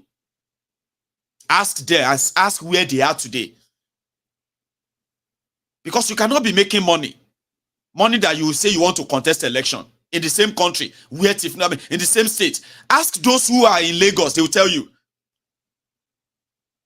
A lot of people became people of yesterday because of this guy. Their businesses were destroyed inside Lagos. You cannot be making money here and say you want to contest election against me again, or you want to run against anybody and say you should run for election. Nigeria has entered it. You have no idea. Peter Obi's businesses, Peter Obi's money, they're going to come for him. So whether you want to defend and say, no, you will see it. Write it down. See, write it down. They will drain him. They will do everything to destroy him. Okay? And all they need is just for the Supreme Court tomorrow to legitimize that, and they come for you. So you don't need, and you will not need, to even save Obi, because you say, I'm trying, we must care for Obi, because they will come for me, they will want to kill him. No, they will come for you. They will kill you. You have no idea what is coming. They will jail you. A lot of you will run out of Nigeria into exile. They will hunt all of us all over the world, who will never stop talking. This is what is coming. His businesses are going to go for it. You're going to write it down. Because the Obi that you know will never decamp to APC. Abi? So therefore, he himself, Obi will have to save himself. Nobody you go save him. So I'm just saying this to all of you who are obedient. The game is about to change tomorrow. And your life is not games. You should never let anybody tell you this is a game. Go and try again in 4 years. You will never have another 4 years. You will never have another 8 years. They are going to mold Nigeria into the type of country they want it to be. And you are going to live in it, or you are going to live. You either live in that country they want to create, or you're going to leave. If you're not going to leave and cause trouble, they will kill you or jail you. That is the script. Don't let anybody sweet talk you and say, let us just pray for Nigeria, let everything go. In Lagos State, the left government in their ministries, agencies, they created their own. You have Ministry of Transportation. They created another one headed by them so that they can begin to own all of the important transportation infrastructure in that state tomorrow. They have Ministry of Finance. They have the Lagos Internal Revenue Service, LIRSC. They still created another one called the Alpha Beta Private to be collecting taxes from the Lagosians, take their own cut percentage from the tax and give the rest to the same Lagos state. So the Ministry of Finance, they will begin, whatever they now give to them is what the Ministry of Finance will now distribute to other ministry. Now they're already doing that in Abuja. Bokwari created Ministry of Humanitarian Affairs and Poverty Eradication and put his own girlfriend there, Shadia. Now Shadia was swimming in money, 500 billion naira to be shared every year to the poorest Nigerians. No account for it. So Nigeria ended up, according to these criminals, officially, Nigeria is in debt of 87 trillion naira. That's the debt of Nigeria right now. These criminals, they are already saying, I'm going to, the 27 trillion naira, now the borrowed money, that is not printed money. So if you had 27 trillion naira printed money, 94, 114. So Nigeria debt will be 114 trillion. Now, if you now add $32 billion that Bokwari took out of the Nigerian Foreign Reserve as a collateral for loan that nobody knows what they use the money for. Nigeria Foreign Reserve, the giant of Africa, currently, the balance inside that account is just about $2 billion. Can you even believe that? They are Nigeria, the big country called Nigeria. Their foreign reserve, the money they have saved somewhere, now 2 billion balance they inside. Where you have countries with 300 billion, 400 billion, 1 trillion, 2 trillion, and in their foreign reserve. So that if their currency or their economy should suffer anything, they will take part of that money to shocklize their economy and keep it balanced so that their own currency will not become tissue paper like the Zimbabwe dollar and Nigerian naira. They don't empty everywhere. So if you have 30 billion in today's exchange rate, I'll drink water.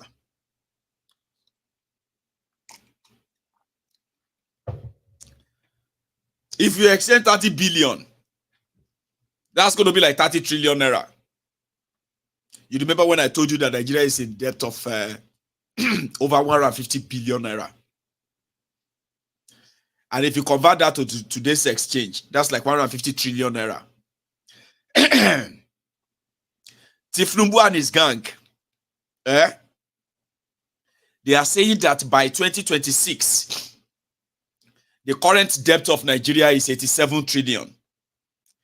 By 2026, Nigeria would have borrowed another 26 trillion borrowed. So they said Nigerian debt would have been over 111 trillion. Nigeria inflation right now is officially at 22%. But unofficially, the truth of Nigeria's inflation right now is that every value, Nigerian currency has lost about 500% of its value. Same with everything else has gone up by over 500% in value right now in Nigeria.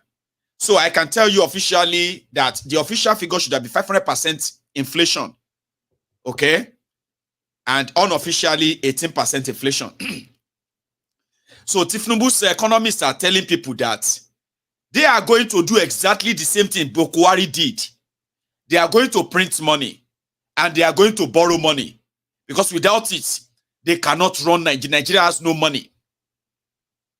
So they are practically telling Nigerians that the inflation is not going to go down, okay? And Nigeria is going to borrow money. But the money we want to borrow is, like Bokwari told you, the money they want to borrow is going to revive Nigeria economy. Nigeria economy is going to revive and they're going to get jobs. They're going to create this. They're going to build that. Exactly what Bokwari told you. Voodoo economy. Do you understand what a voodoo economy is? Exactly what you have in Nigeria. So instead of all of what they told you to manifest and create jobs, okay, and improve the economy, give you electricity, it has made your country worse. That's exactly what Tifnubu want to do now too. In a space of 5 months, Tifnubu's government have already not only just proposed, they have already borrowed and collected over 4 trillion naira.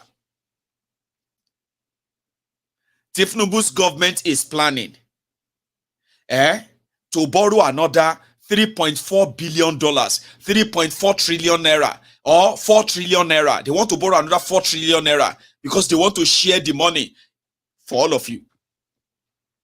15 million households. But like they did in Lagos, very soon, you will have a different body that is generating, or they will say generating money. You know what they are doing now? Tifnubu want to do a tax reform. Now, Bobo, Ironio, I'll come to that. But the humanitarian ministry in Nigeria, they said Nigeria is broke. So in order for them to be able to feed and give money to 145 million poor Nigerians, they are going to start a trust fund. Trust fund ni Nigerian senior. Trust fund. They said Tifnubu has approved Betiedu to establish trust fund, crowdfunding. They want to beg everybody to donate you. You see all those malaria skills, all those adverts that we see on TV in the UK. I don't know if you see them in the US or Canada and all these places. So, they always bring all these malnourished African children, and they will say, "Save a child today. Donate £2." You know the way they do the advert,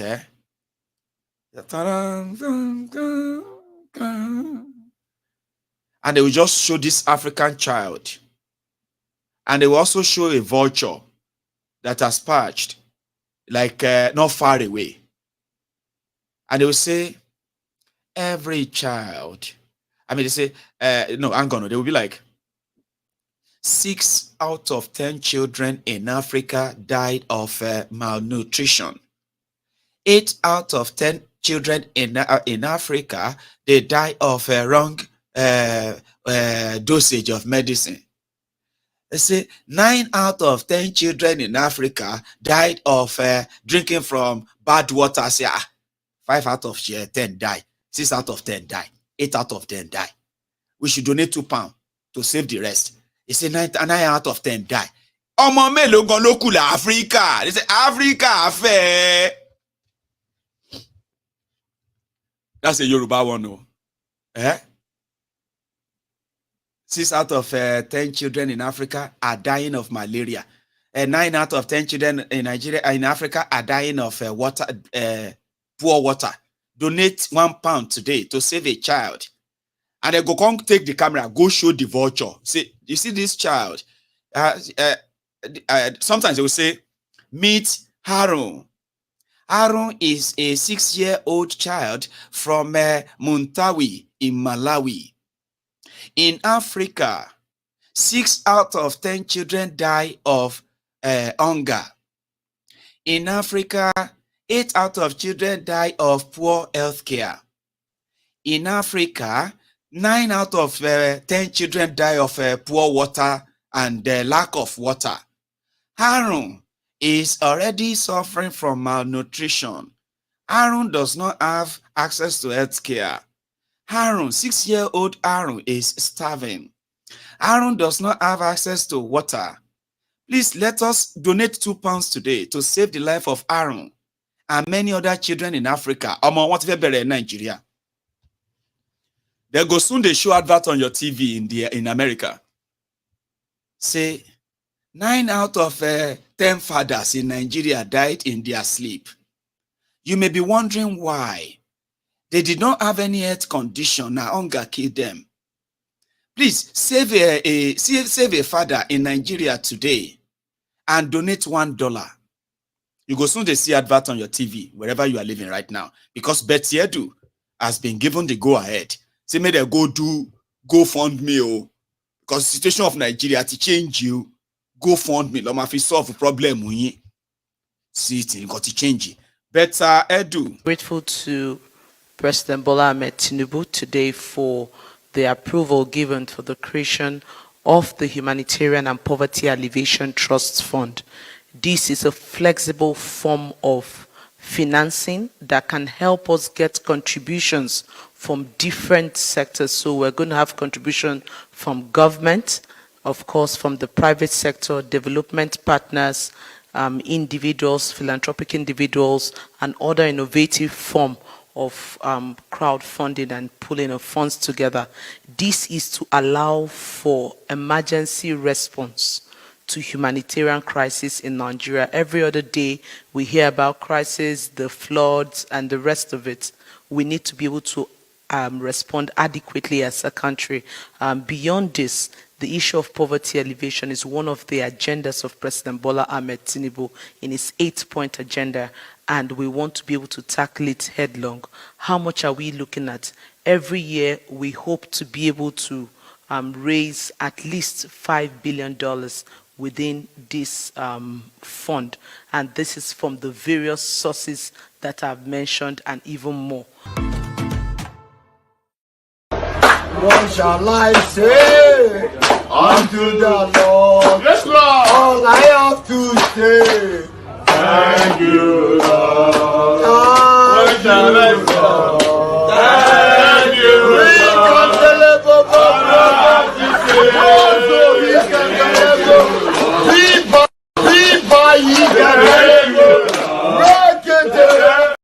I have to say, that is how the Agbadorians are singing now. Bambi Allah, now Bambi Allah, they go take help of all of you last. You know, say if you're a APC supporter, Bambi Allah no go new to you. They are already doing online Bambi Allah.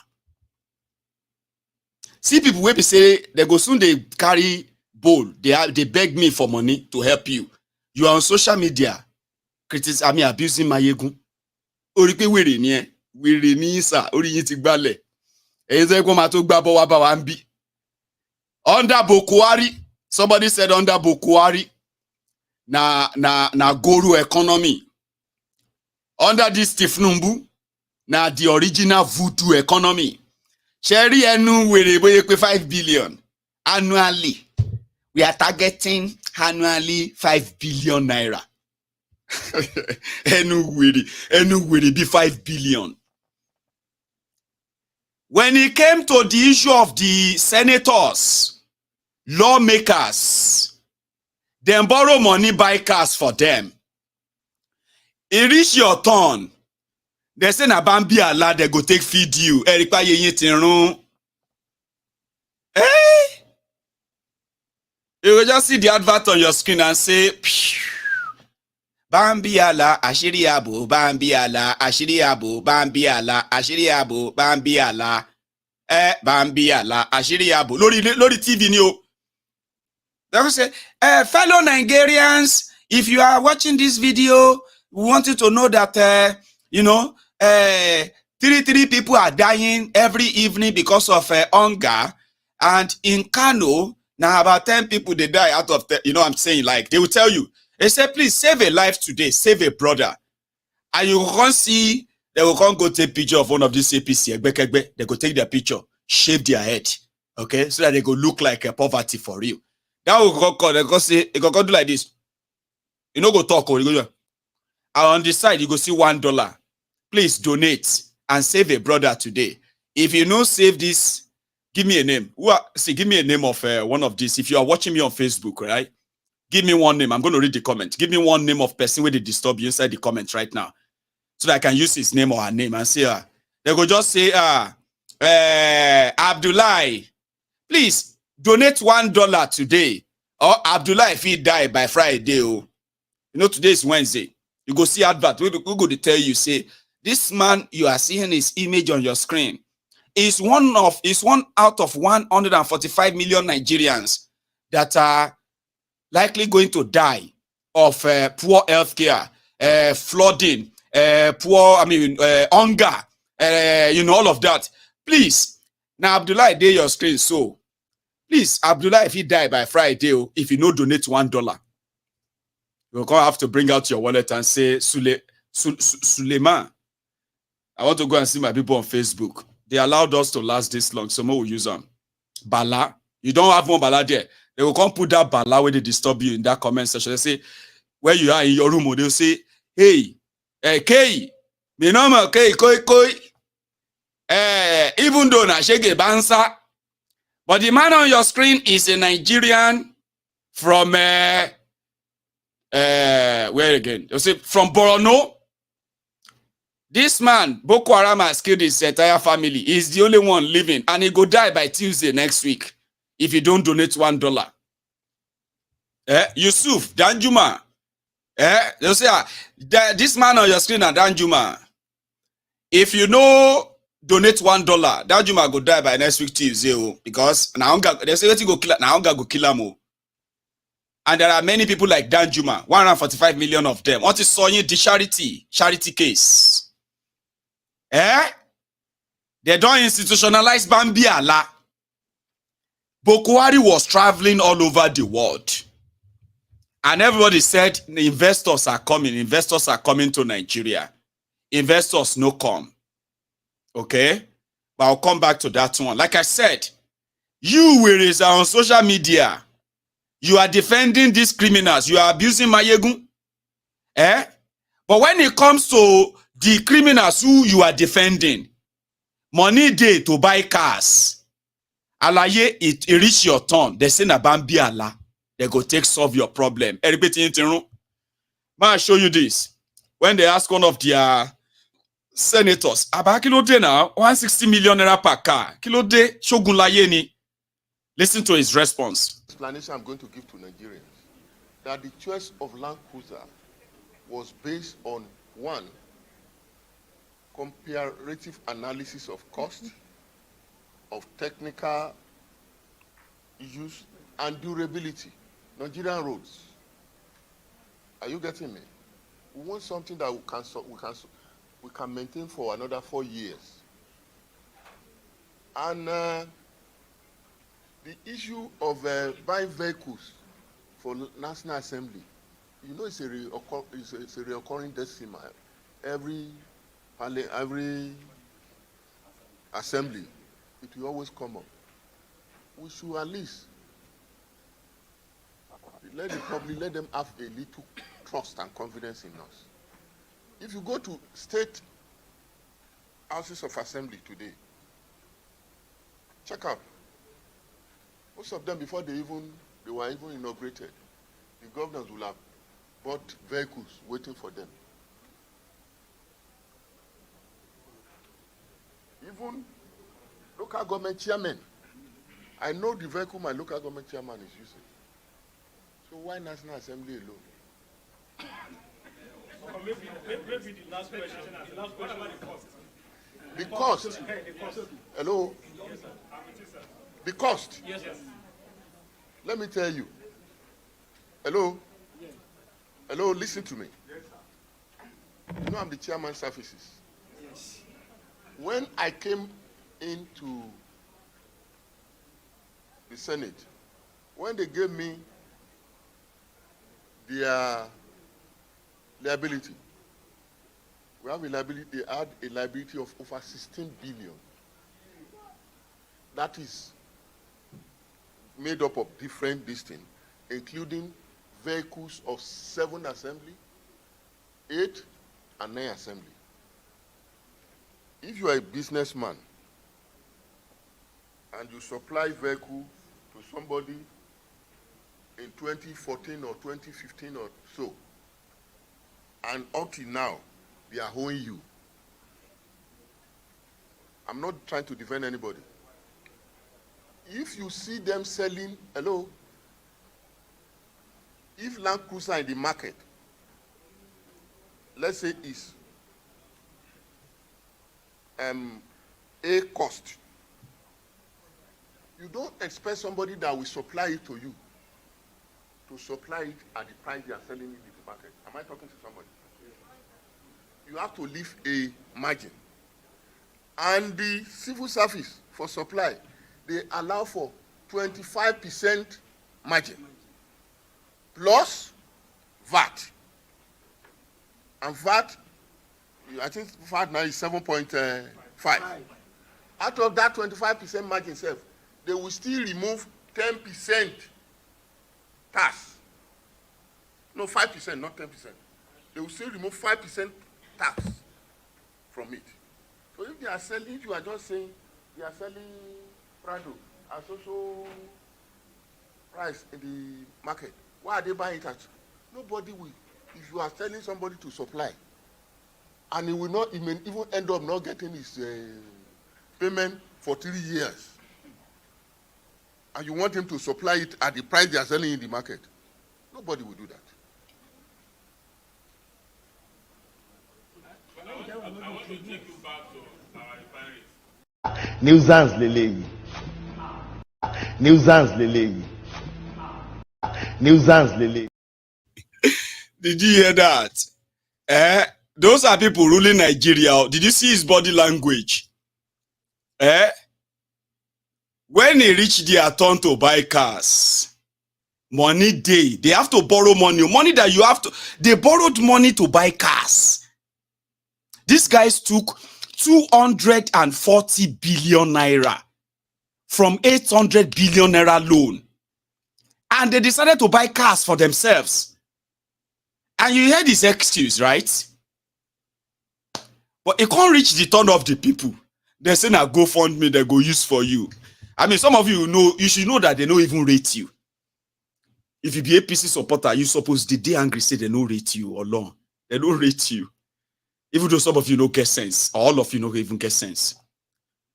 You reach your turn. And it's not new. That's what they do all the time. Oh. See them. Oh. From David Mark's sign.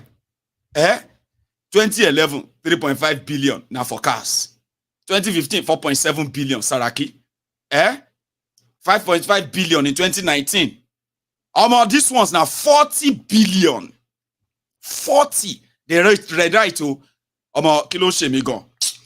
58 billion. That's how much they actually took. Not even 40. Baba.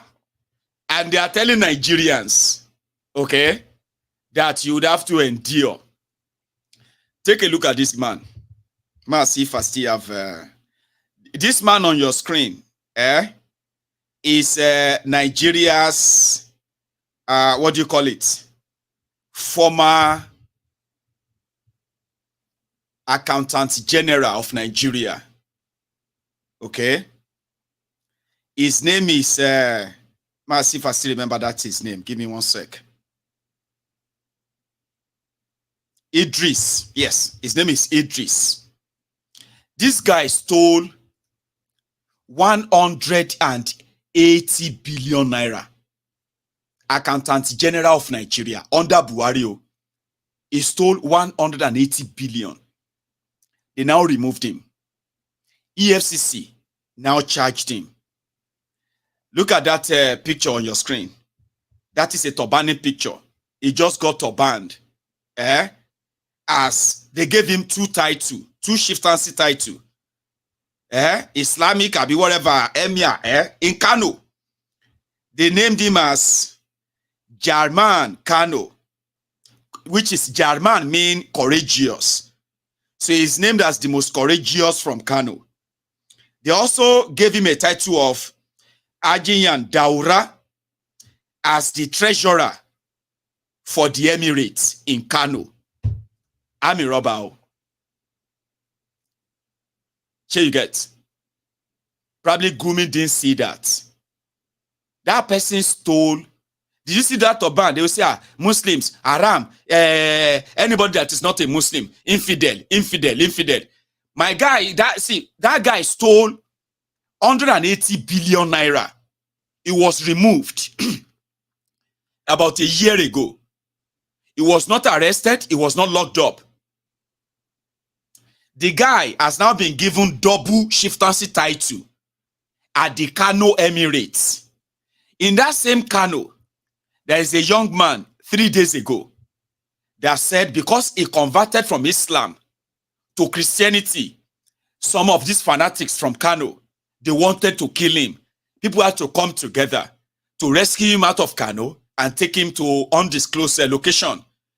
They tell you, if you are not a Muslim, you are an infidel. But now this Alaji, we put on a whole bed sheet on his head,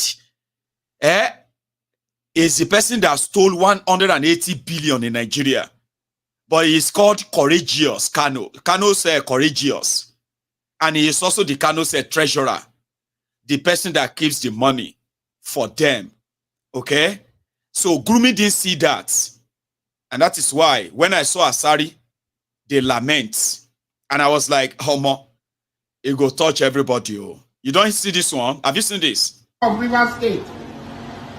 But Abuja does not belong to Gumi. It does not belong to the North. It does not belong to Muslims. That is the truth of the matter. And we must say it clearly.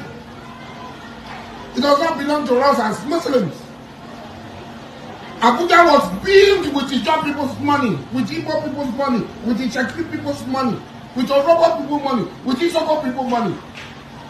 What they told us when we were leaving Lagos to Abuja was that Abuja will be no man's land.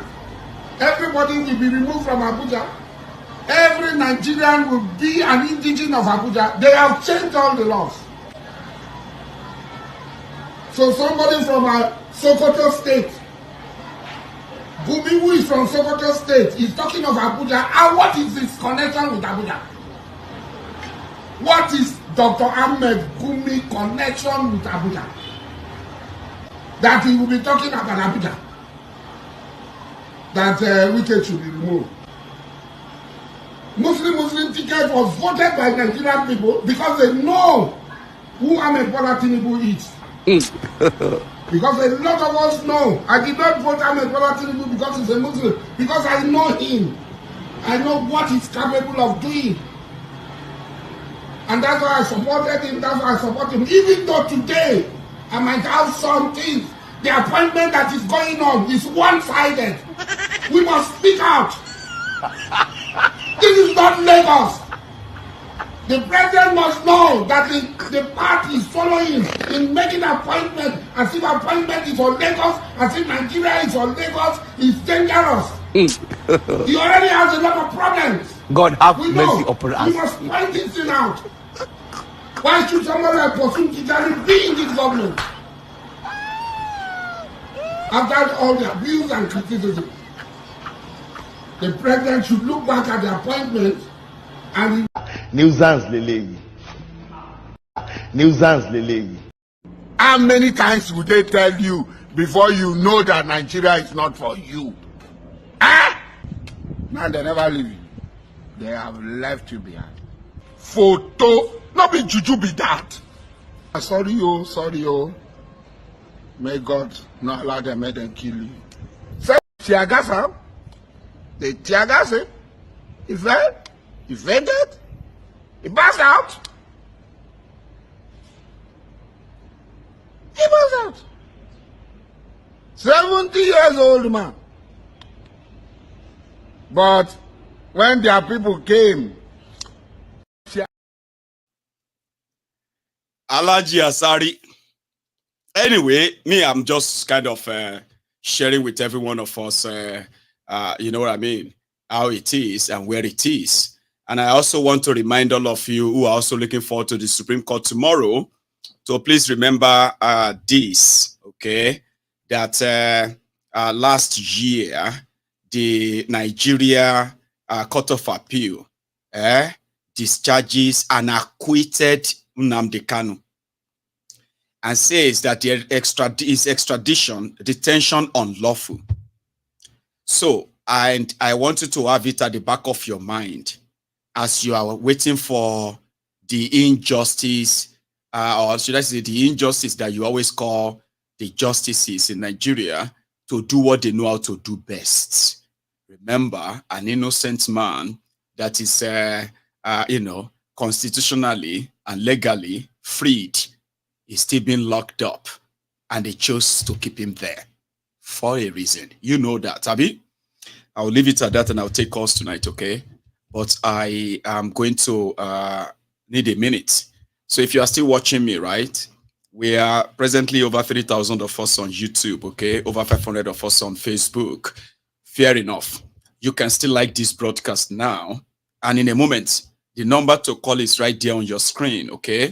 It's right there. It's WhatsApp call. And if you can call directly, that's up to you. You can also call in to come and see your own side. I have done my own part now. It is going to be your turn. So, but remember, go on there. If you haven't subscribed onto my channel, please do now, okay? Because I might likely begin to lose some of my subscribers who are going to disagree with me very soon. So keep the number going and up, I believe. And thank you. Don't go anywhere yet. I'm coming back in a minute.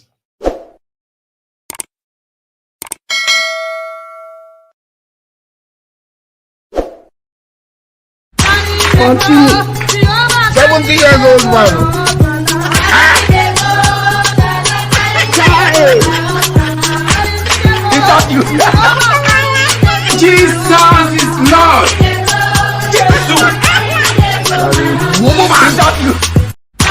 Until 70 years old man. Charade. He taught you. Jesus is Lord.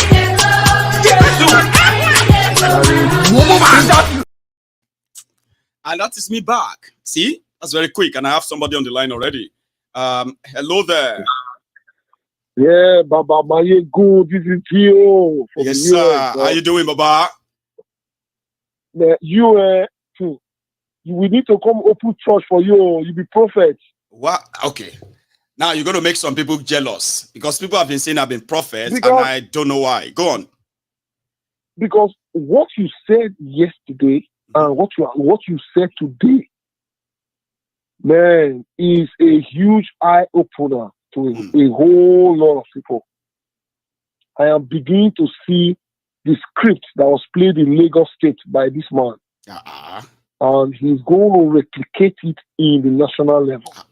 They say me he can't do it in Lagos, so he's going to do it for them.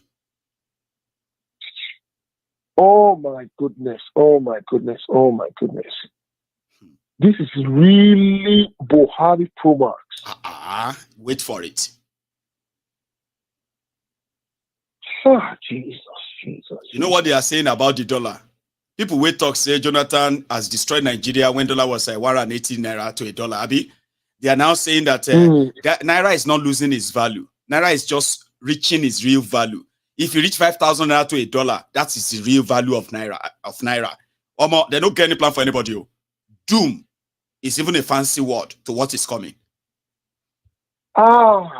Jesus. Businesses. Now not become the dooms sayer being come.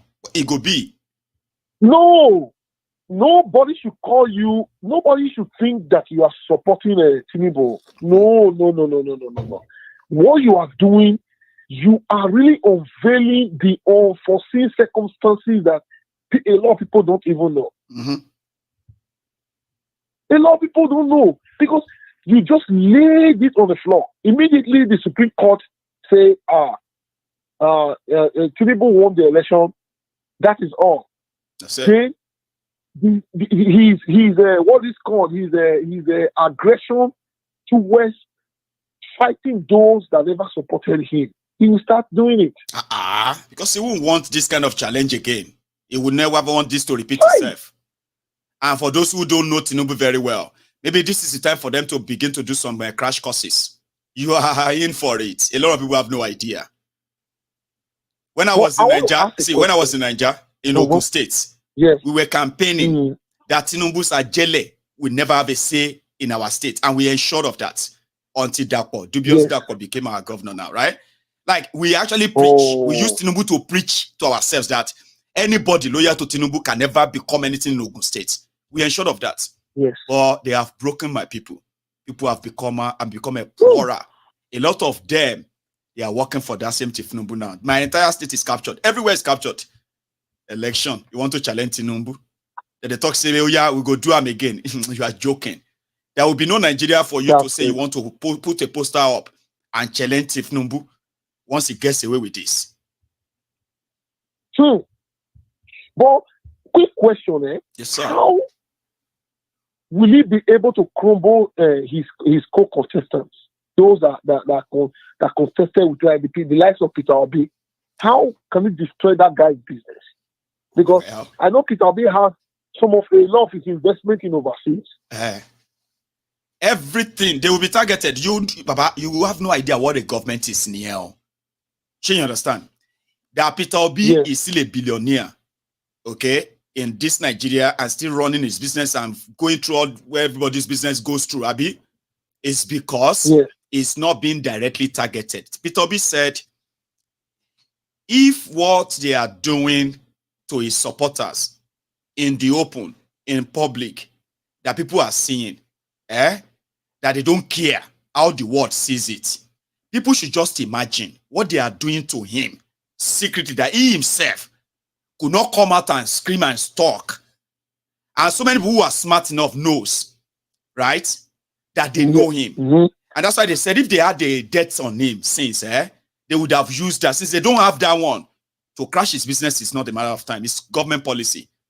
Sure, you get. Now, small, they're going to take him out. Small, you're going to take him out. Or they will force him, right, to move his entire resources, his wealth, out of their reach. He will close all his businesses or sell them off. You go see what thing will happen in this coming weeks, I mean, this coming years now, Baba. It go be like, say, they tell me before it happen. They go target everybody. Some are already saying that it's going to be a one-party state. That's even like calling it with a fancy word.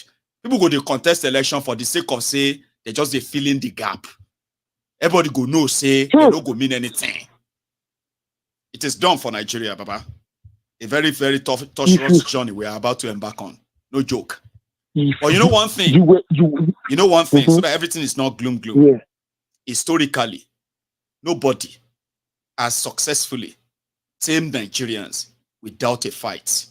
Nobody. Buhari, who believed that he was iron-fisted, when it was time to be shaken, they shook him. But it was because they didn't care what the word says. They decided to kill everybody. All right? So Tinubu no matter how mad you think he is, they go give him in size, and that may be what will consume him. So don't rule it out completely like they're just going to run it like that. There will be resistance, a very huge one. But people should be preparing their minds. From the north. Mostly from the north, right? You go see now, you go build up. Yes, mostly from the north. You rightly said, you were very correct that his actions right now is just boiling. Things are just bottling up. That's why I'm telling people that he is ready. They are thinking, if people want to do madness, if everybody want to show themselves, this is what we're going to do. We'll deal with them. So I mean, this is me now telling people who might say they want to do this or that, and whether now or later, to prepare their mind. It's not going to be a tea party. And if you are going to use anybody as the reason why you don't want to go all out, then you are not ready.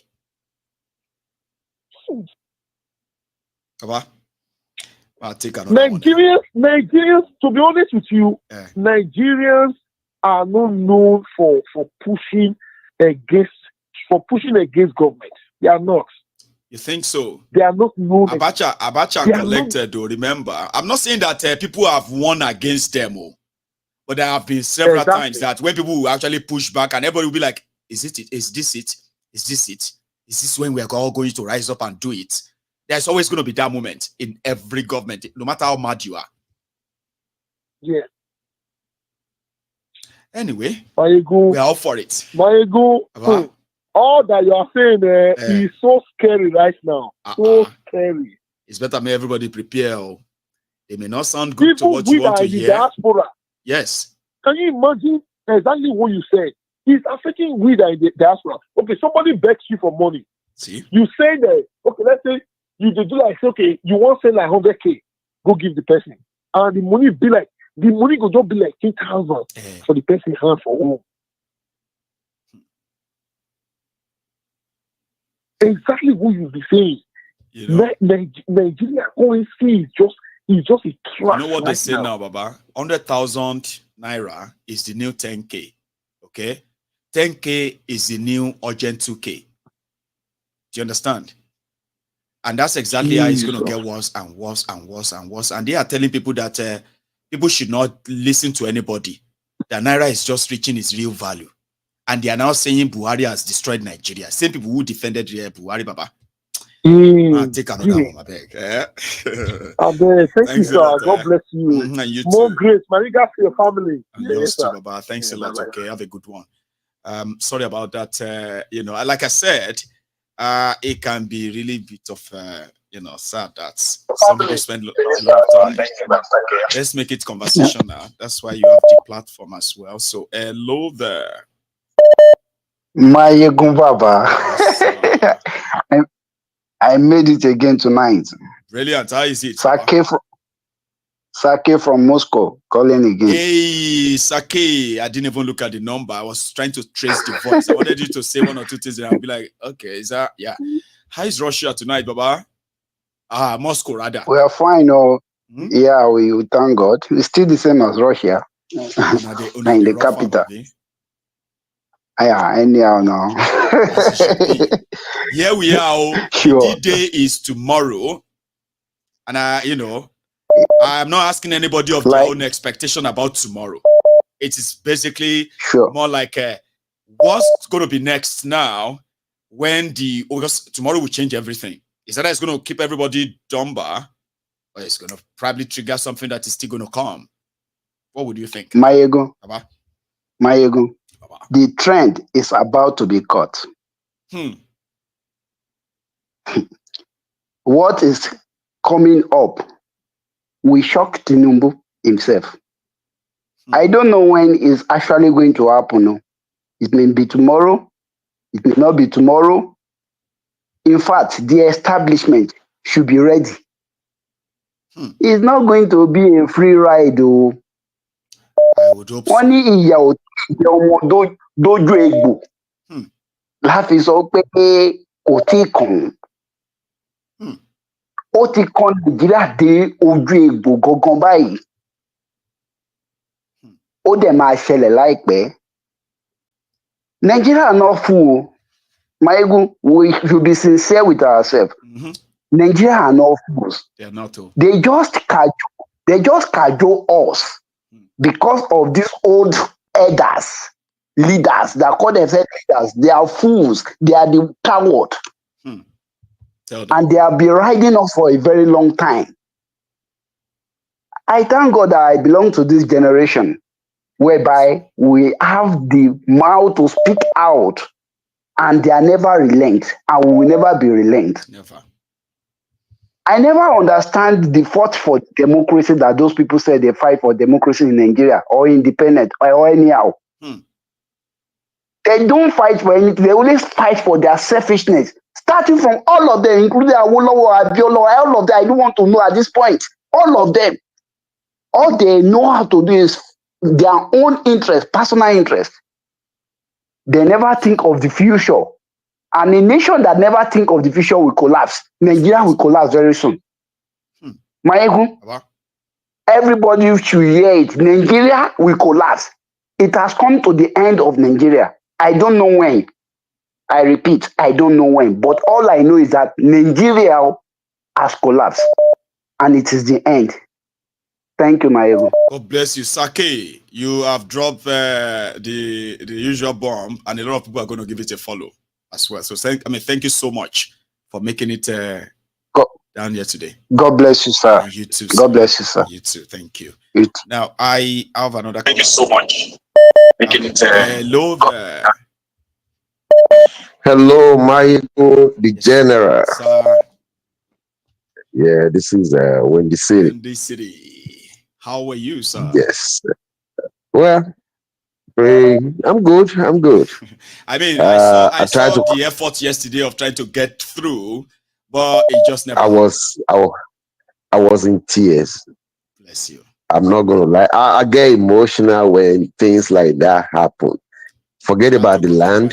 You know, I've lost so many lands to some people. Even some people very close to your Awujale. They dupe me, you know, and I'm not from Ijebu. I'm from okay people. I okay people, but they land in Lagos, and you know, so. But the only thing that really worries me was like people are so detached to the point that you sell a land that somebody has been buried on. That's right. And before, how do we get to this point that we don't even respect the death anymore? We don't respect the dead people anymore. I mean, so I was like, the picture just kept repeating in my head. How they going to exhume the body and all that. I was like, what the heck? Yeah, I think that triggers a lot of watchers too, that they really wanted to call in and share their own experience. And all I was just calling until you finish the program. I said tomorrow will be another day. I know. Well, YouTube had to move the video. Move the whole thing. Yeah, to hell with them. To hell with YouTube. We already had it. The genie is out of the bottle. So to hell with YouTube. So my thing is, out of the two plots, yes, sir. I want you to do everything humanly possible to make sure that where your mom is buried is secured. I'm getting on with that. They are going through the process. That one is very, very important. Yeah, they are going through the process of this time around making a new document that actually clears all this convo. And elders who were talking to me today agrees that they were going to be witnesses because they just want peace. That's what the conversation is like. They just want peace and they don't want it to escalate. And they will do everything to ensure it doesn't repeat itself. And I have to go with it. Like keep your trump card to your vest. Don't reveal anything. Keep my all I want powder dry. Yeah. So I just wanted to let you know that it is very highly important. So that being said, and I'm really sorry for it that it happened, but that tells us a lot. So about what is going on today, about them declaring tomorrow or whatever. Judgment day tomorrow. I said something. I said, Nigeria people, I don't think they're feeling anything. If they do, they should be out on the street. And somebody said, well, why don't you come from America? Well, I said, no. Organically grown. You see, something that will take you out of your bed. Just put on a pant and join the crowd. They don't even know what they are doing. Like, for example, when we have our organically grown. That's right. You know, there's some issue that people will just come out. That's exactly what during the NSAS. A lot of people just joined because they saw it as a patriotic organically grown. Part of it. See where that. If anybody sits somewhere to plan that, okay, we are going to riot, we are going to whatever, it becomes a conspiracy to topple the government. But when Sister Sakad, Sister, whatever, they all come out, everybody's joining them, it's organically grown. It happens in America. I can tell you now, if some policeman go crazy and kill somebody somewhere now, people don't have the time to sit around and say, let's go riot. You just see people on the street. Straight up. Because we're not going to stand for it. We're not going to, when they killed that guy, the last one, Black Lives Matter, people came out on the street. Right. Nobody asked them to come out. So I'm not asking anybody to come out or to plan anything in Nigeria. If he really hit them, tomorrow, the moment they declare whatever, if he really hit them, then they are not waiting. They shouldn't wait for anybody. You know what I mean? Like, it's rightly right in your hands then. You know what I mean? So yeah. If you say we are not doing anything because of this person, you are practically saying you have accepted the judgment in the end. You get what I mean? So what I was trying to correct is like it has to be organically grown. It has to happen, impromptu. Lagos, Osun, Ondo, whatever, another state. I mean, when does Hausa people, when they come out, they come out? That's right. It's only Yoruba. They always say, why don't you come back to Nigeria? Well, Hausa people, it's only we are so wimpy. Oleniwa, man. Yoruba nimi, Omo Oluoke nimi, Ole. Nobody want to die. All we want to do is Kalo Jowa Siu, come from Ole, we are bad. We are just. So if we hit them, like I was talking to one of my cousins today, I don't listen to those things. I used to follow them. I was like, I listened to Maiyegun. I don't listen to all those things because, uncle, things are so expensive now. See how I said, that's why you need to be educated about what is going on around you. Don't call me for money. Don't call me to whine. Tell me that, okay, let me know that, okay, let me get a phone call that you've been arrested in Nigeria. At least you are doing something. So I'm sorry. I'm not asking anybody to, and I'm not joining anybody. I'm not asking anybody to do anything. But it's going to take someone like you to jump on the plane and fly from America to Nigeria to convince somebody living in Nigeria that he should fight for his right. Then definitely that person doesn't deserve to be saved. You know what I mean? Okay, and another thing before I leave. Sir. Mazil Namdekano, Oloye Sunday Igboho, what's the name of that guy? The Charade? Yeah, Somoyele. Three of those things, what do they have in common? They led people, and people led them down. They led people. So who am I? Who is anybody? Who is Maiyegun? When he hit you, he hit you. When he hit you, you come out on the street. Don't wait for Masina Namdekano. Don't wait for Oloye Igboho. Don't wait for Charade. Don't wait for anybody. It's our country. Don't wait for Atiku. Don't wait for people to tell you what to do. If this is about you, you need nobody to convince you. Nobody needs to convince anybody. So nobody. So I really appreciate what you are doing. Okay. So much. And I'm sorry for what they have to. I'm still getting used to that. I think that's what adulthood is all about these days, right? Like unnecessary trouble. Yeah, I mean, they just happen and just be like, why do you have to like do this? Well, Yeah, no, no. They've disturbed the honey's nest, and they will really see what want happens. No, they want. It's like they poke the bear, but they later realize that they don't want to find out what poking bear means. And I said it yesterday that they would rather and they would likely just take person to one dark place that, 2 minutes or 2 hours ago I wasn't thinking that dark mind, and I was actually ready to travel down with them, but well. Yeah, you ain't gonna. No. Another thing, don't let anybody. Like it was just gonna be like a laugh talk. Please help me beg them. Or when the thing go to happen, don't let anybody talk you into going to Nigeria either. I won't.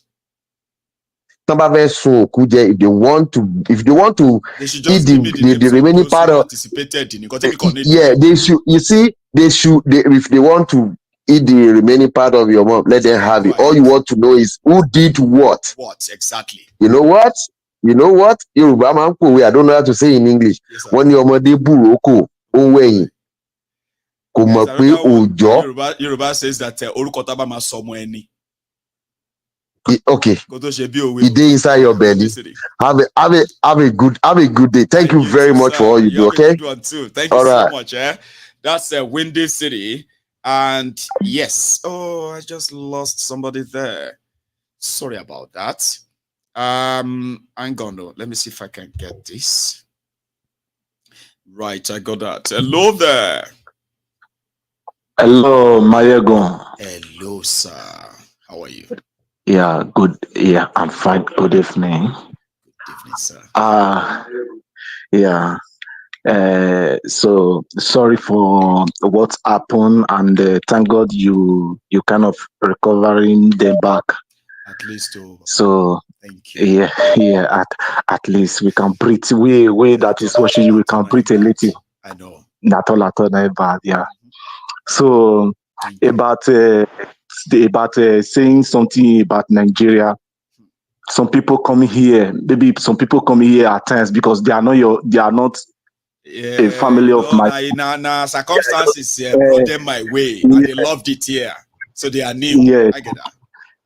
Yeah, thank you. So, you are just saying it about what is going on in Nigeria, and the real fact is that everybody should go their separate way. That's right. You are not the one. You are not the one saying it. Anything that is happening in the street is from the government and government foundation. It's not the social media or me and you in the street saying it. No, anything that is happening in the street came from somewhere. That's right. Could you believe me? In 2018, I went to Rome for my passport. All what you can hear. You see, there was somebody from Urobo, there was somebody from Yoruba, there was somebody from Hausa and Fulani. They are government parastatal, as in the diploma. Agent. Okay. You understand? Government agent. Do you know what they are discussing in their office? Because I was privileged to went to one secret office with some people. Right. You know what they are discussing. You will be Igbo. Don't come here. You will be Yoruba. Yoruba now they join the Fulani. They spoil Nigeria. Then you will be Hausa. Hausa man will say, now we get Nigeria. Fulani man will say, now we they talk with it, they happy for Nigeria. If we don't eat before we they tell now. So you see those things, they are paying them with our tax. That's right. You understand? They are paying them with our money. But their discussion there, when you get there, you will be mama. If you get there, you will ask yourself, are those ones working for the country, or they are working for sensation, or they are working for themselves? So, and I realized, watching you talking about those things in this period, and I realized that those are the things they are still talking in Aso Rock. It's not me and you that is doing it. It is the way, it is, they call it, what do you call it? Impunity. Not just impunity. I think it's called chronism. Now, when they say, you know what I mean? It's like a state policy. Look, remember that there was a time the judge of Code of Conduct Bureau assaulted the security guy at one shopping mall in Abuja. And we covered the video. They saw where he was assaulting the boy and beating the guy and all of that. Okay, so people now reacted. Leave him now, leave him alone now, leave him alone now. Do you know that when this guy went back, this is a judge of the code of conduct. Sure, you get. The guy went back and he gave a press conference. In that press conference, he said, when he drove into that shopping mall, right, some IPOB members, they attacked him because they were waiting there for him. He thought the person he was beating, assaulting, was Igbo. And the guy happened to be from Edo. I think I remember it was like Edo or Delta. It's not fully into Igbo land, right? He called that person Biafra because he believed that he must be Igbo. So they enshrine that. I have seen government agents, government workers, government staff, political appointees, using their own official handle to spread you these Igbos always say you're always coming with some people from a particular part of Nigeria. They always, I've seen that too. So you've witnessed that physically in Italy. You there? I witness. I witness it, and I talk to them. They say, "Hey, you don't know what is happening. They are using our money to drink. I don't know what they are drinking in the Hausa land. You know, the other one, the Kunu. The Yoruba man said, where the drink remain, they give us. So now anyone where we shit remain, with they give Igbo. You know, those are the things they are discussing over there. Man, Maiyegun, anything you are saying, I'm in support of you. Thank you very much. Thank you so much, Baba. And you take it easy, okay? I have another caller. The number. Osita. It's been like forever. Where have you been? There is a new job I started, so it doesn't give me that time. But I want to take it away from me. No, it's not possible. At least I've gone past that side now, right now. And how are you, John? Great, my brother. And how are you? And how is the family? Well, we thank God I'm still surviving. I'm still here, you know. You are born to survive. And you're born to rule. Trust me, you're born to rule because you have many followers, many disciples. I know. You know, and they are like trusted disciples, no doubt. Yes, I was telling my friend here. I told her that there is something about you that people need to learn how you present your program before being so judgmental, before being quick to judge. Sometimes, most of the times, what you do is that you speak to the inner conscience of every man, so that every man will have to make a decision on his own. Right. So you will not be make yourself to be deceived. Yes, not making somebody to determine your action for you. The action has to come from your own inside, from your own consciousness. When it arises, what it builds is an equal reaction to the action that you are actually facing. You will be a professor when people come to school, Osita. Yes. So when people come to understand that, you won't be very quick in judging whatever you are saying. So most of the times I try to let people understand. Even sometimes when you're saying it, I myself at the beginning, I might be a little bit confused, but you have to wait till the end of the message. Then you ask yourself the question, what have I gained in this message? Then you will know exactly what you are going to do next. So that is what you stand for. And that is a quality of a good leader. No leader comes out here and tell people we are going to fight war. No leader talks like that. But when a leader builds his army, that building of that army comes with a message. That's right. Because before you build a house, there must be a foundation. You have to start from the foundation. So what you are doing is to create that foundation of liberation in the hearts of everybody.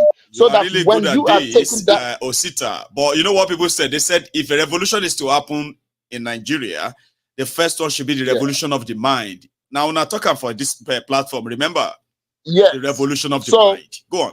Of the mind. So that is what you are building. But you know, but one thing I want to say here, in killing a society, there are different steps that you take, just like building a society. Those steps that they have taken, you go and look at it in Lagos. I want to use Lagos because Lagos is the biggest. It is their selling point. Is their selling point. Go and look at Lagos. What is happening in Lagos right now? Before, what we used to know before is that people who push drugs, they push it out of Nigeria to sell abroad. But right now, the drugs are coming for local consumption in Nigeria. So what did they give to you? To them, they gave them gambling. If you go to Nigeria, there is almost like 1,000 different betting games in Nigeria. They said women are becoming a good competitor there now. Girls. You are talking about women. I know somebody that told me about her family. Her kids. They will sit the kids down. They will tell them to manufacture numbers. And kids will just say numbers randomly. They will put it there.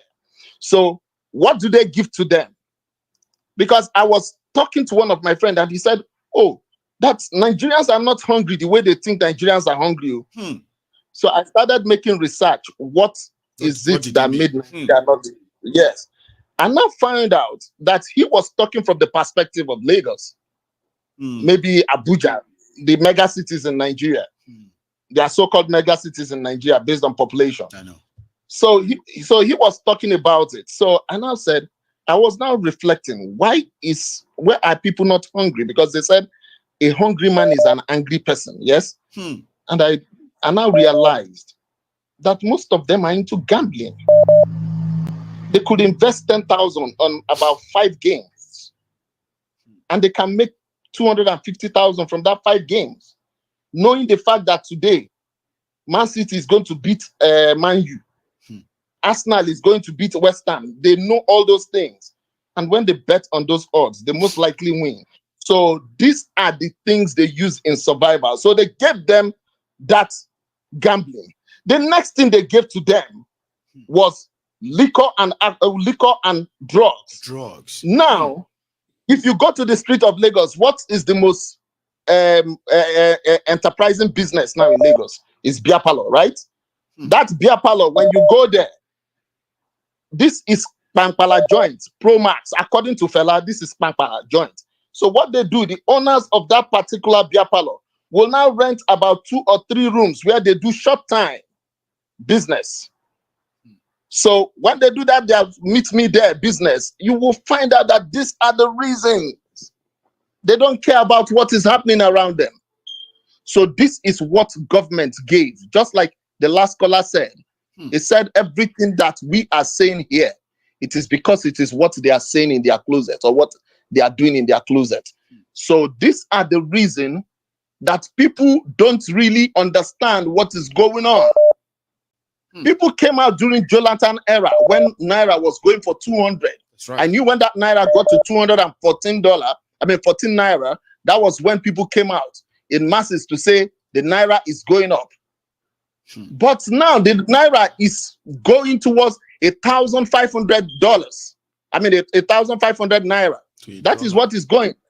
And believe me, people are there's no worry. There's no. They are telling everybody to accept it. Tinubu is going to change it later. No, he's not. Yes, he's not. And those who are educated, Osita, who knows that he's not, they are fighting for their own place to get a cut so that they can continue to say he's going to do it. And another 3 years, they will all come back and say, not saying that they actually enabled it. But lastly, let me say something clearly. I want to support the 2 previous callers. You see, when there's always after the rain comes the sunshine. I mean thunder, and after the thunder comes the sunshine, right? You see, and I think it's actually the thunder before the rain, and then the sunshine. I mean the thunder before the rain. Now you see what is going on right now is they are never going to have it as usual. Either anybody likes it or not. That even whatever they happens will do tomorrow, it's not going to be business as yes, usual. Okay. as usual. They will keep doing what they are doing, thinking that they have ultimate power. But they don't know that the ultimate power resides in the hands of the numbers. People. They are not even up to a local government, any local government in Nigeria. If you put all of them together, they cannot make up any local government in Nigeria. You see this problem. I am not against what the Northerners are saying. But then, when they become ready, like the Southerners have seen here, maybe the restructure of that country will start from the north.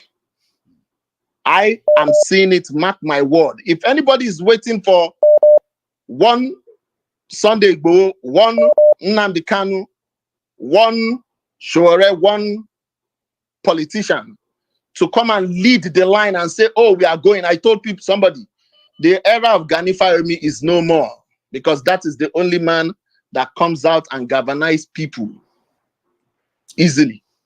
The era is gone. This era is an era at which we will have to bear our individual crosses. Carry our crosses. Like I have said that you are doing, that you are speaking to the mind, to the conscience of everybody. Yes. To become an army of his own, to defend his own rights and integrity and his territory. Right. So when we come to that point, that is when we will react. And that time, and that time is near. Either anybody likes it, it is or near. Not. Okay. Thank you very much, my brother. Thank you so much, Osita. You never miss, and I love it. So thank you for that. Okay. Stay safe and take it easy, Baba. All right. So let's say, okay, hang on. I have another person on the line. I don't know if I got that. Did I get you? Hello. Okay, I didn't. I'm just gonna take the one that pops up. Hello there, the Prince. Hello, Maiyegun. Prince Judgement. How are you? The Prince. How you doing? For some reason, I don't know if it's from your own side. Your voice is gone. My voice is gone? Now it's back. It's back. Okay, fine. Did you put on earpiece or something like that? No, it was the way I was holding the phone, but I've changed the position. Back to normal. The Prince. Yes, Baba. Prince Judgement, representing. Yeah, welcome from Baba. I know. IPOB for life, Baba. As always, man. Yeah. It's good to see you. Welcome, Baba, from the holiday. I've been now. Yeah. When I saw you where they feed lion, I said, Baba, make lion no go chop Baba hand though. You need to see that. Baba, I'll tell you something. Yeah, Baba. It's not lion I fed though. Na jaguar. Baba. Jaguar. See, that one pass lion though. You get that? Now see, jaguar. Baba, if you see that teeth, I swear to God, if you did inside jungle and one of them grab your leg, just say your last prayer. No waste time. No try to struggle. Telling you. Like no struggle. I'm telling see, you. maybe see when I felt the teeth or that thing, what they give her that. Yeah. It be like seeing my skin, the thing enter. I swear, like I felt the grip. Animals, they Baba. Nature powerful. Well, thank you very much, the Prince.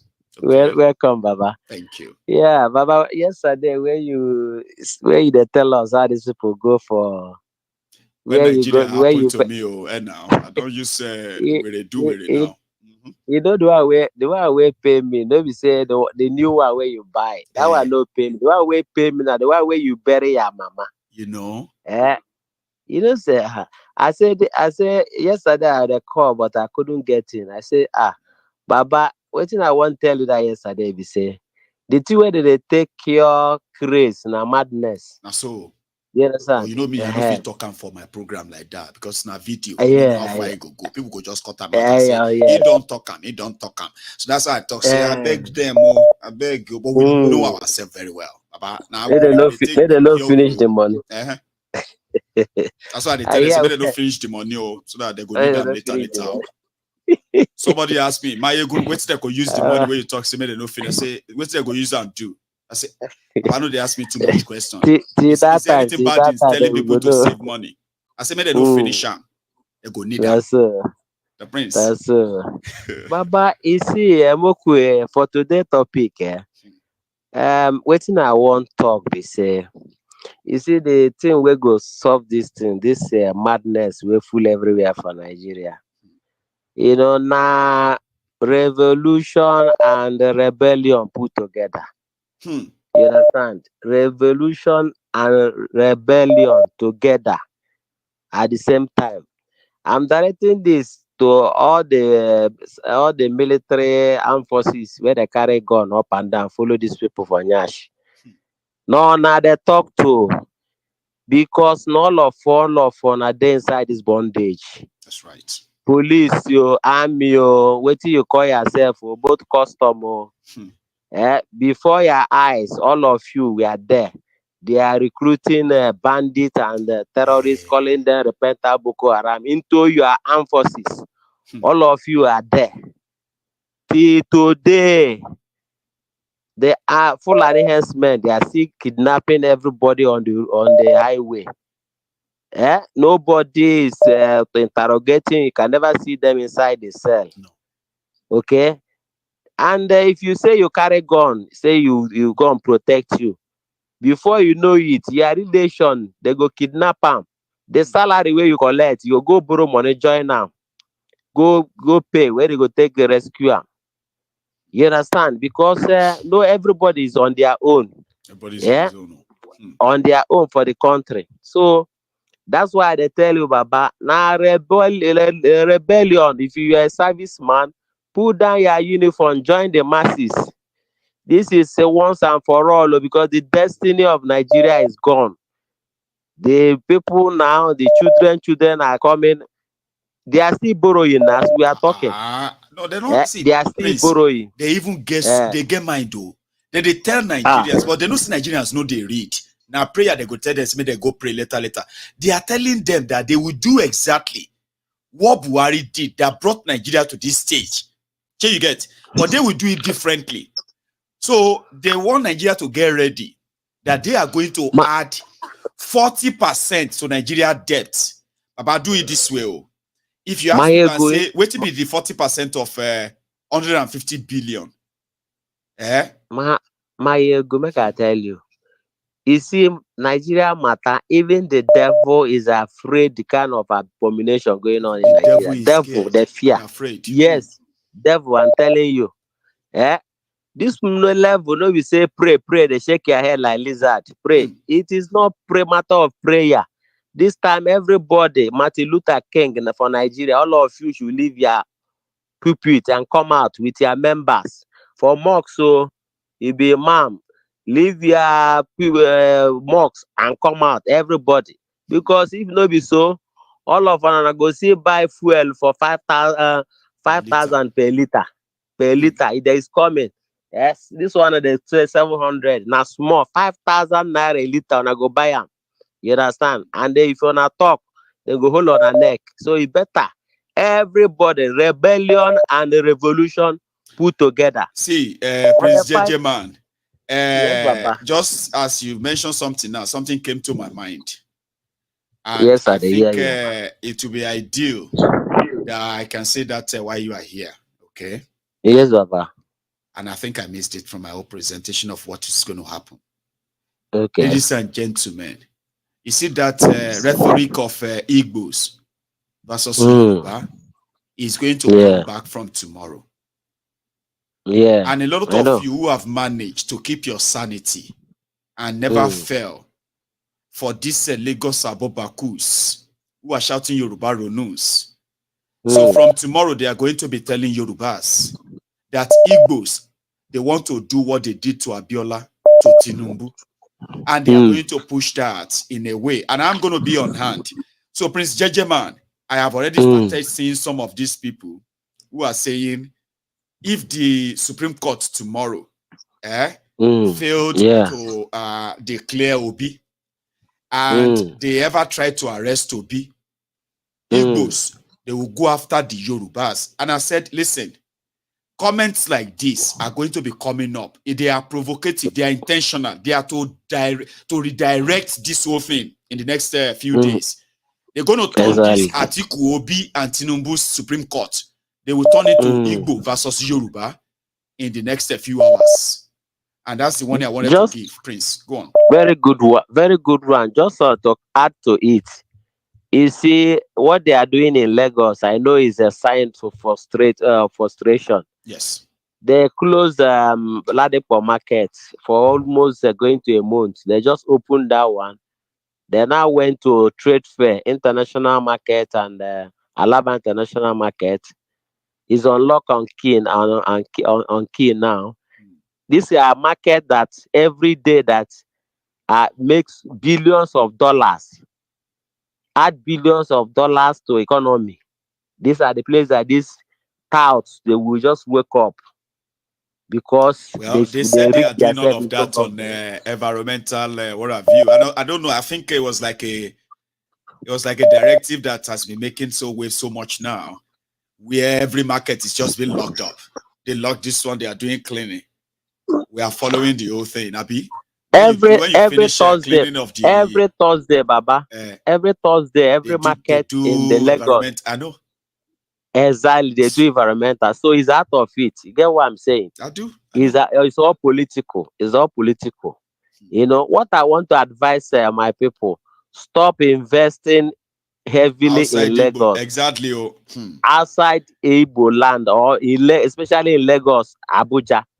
You understand? If you are building anything, build face me, I face you. If anybody talk too much, you take leg, kick them down. You know, so that's one. So that they know the telling person right now. People will see what fascism means. You see these Agbebus, Anti-Tinubu and his thugs, they are going to, I don't know how to, they are going to drag a lot of us, the Yorubas, into their mess, but they will also have a lot of us because we are more than them. You have a lot of force, okay? Yeah, majority. To rebuke them. Majority of Yorubas are educated. And we are never with them. But how many people are we going to convince? Baba? That is the thing. I know, but it's not gonna work. The thing is that they are helping the breakup of Nigeria. It's obvious to everybody that Nigeria is a scam, you know. So they are helping everybody to open more and more, and everybody to get prepared for the sudden breakup of Nigeria. You know, the Supreme Court, you see, they can fast track their judgment. Did you see that? Why miracle, not? Now they take their judgment to November, 2 months. You understand? I want them to know that the world is a global village. The world is watching them with their wig like vulture. God bless you, Jare.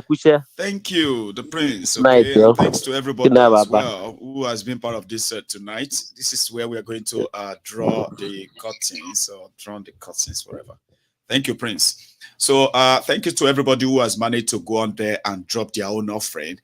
People see, I personally keep still wondering, right? Like, how do you get 4,000 people, 3,800 people, or 3,000 people watching, right? And they really only have about 1,500 or half of that who actually like the video. I understand that the majority are watching on their devices on TV.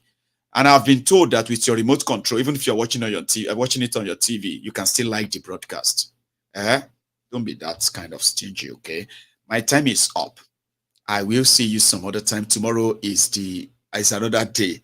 So which means when we meet tomorrow evening, we'll be reporting the reactions after the already written script called Your Judgment.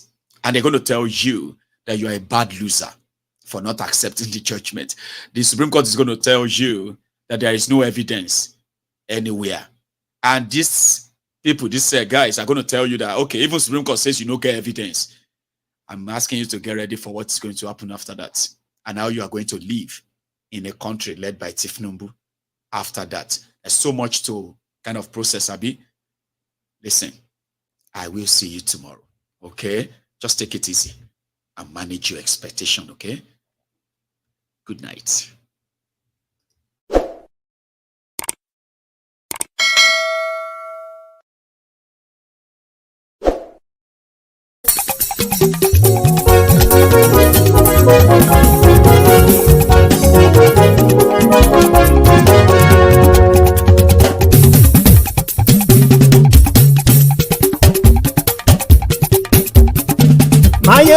làwa mọ̀ làmọ̀ tó dòdòdò.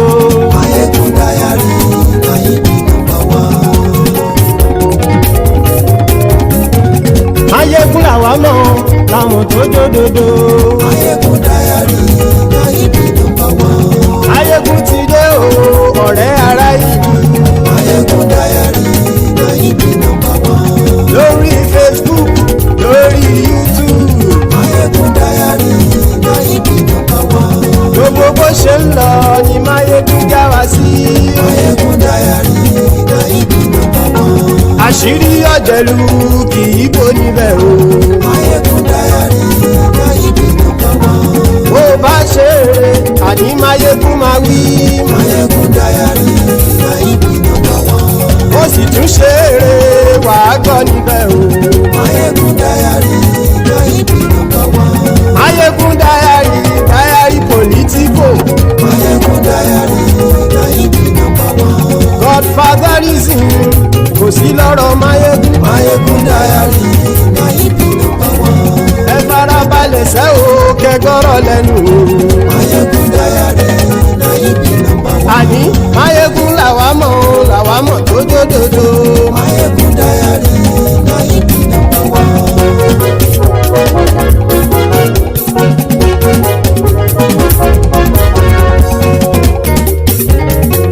Àní ẹ̀sùn ràkì. Maiyegun ti dé. Maiyegun ti dé. Ọ̀jẹ̀lú ẹ̀sùn ràkì. Maiyegun ti dé. Àní ẹ̀sùn ràkì.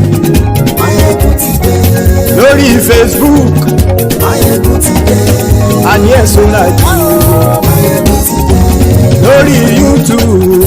Maiyegun ti dé. Àní ẹ̀sùn ràkì. Maiyegun ti dé. Bọ́ bàbá gbé wúrẹ́. Maiyegun máa wí. Àní ẹ̀sùn ràkì. Maiyegun ti dé. Ijó ìgbádìyẹ. Maiyegun máa wí. Àní ẹ̀sùn ràkì. Maiyegun ti dé. Presido bá rúfin o. Maiyegun máa wí. Àní ẹ̀sùn ràkì. Maiyegun ti dé. Kí gómìnà kówó jẹ. Maiyegun máa wí. Àní ẹ̀sùn ràkì. Maiyegun ti dé. Ọlọ́pàá tí ń darí bá. Maiyegun máa wí. Àní ẹ̀sùn ràkì. Maiyegun ti dé. Aṣòfin tí ń rúfin o. Maiyegun máa wí. Àní ẹ̀sùn ràkì. Maiyegun ti dé. Òpùrọ́ olóṣèlú. Maiyegun máa wí. Àní ẹ̀sùn ràkì. Maiyegun ti dé. Ọ̀jẹ̀lú ẹ̀sùn ràkì. Maiyegun ti dé. Àní ẹ̀sùn ràkì. Maiyegun ti dé.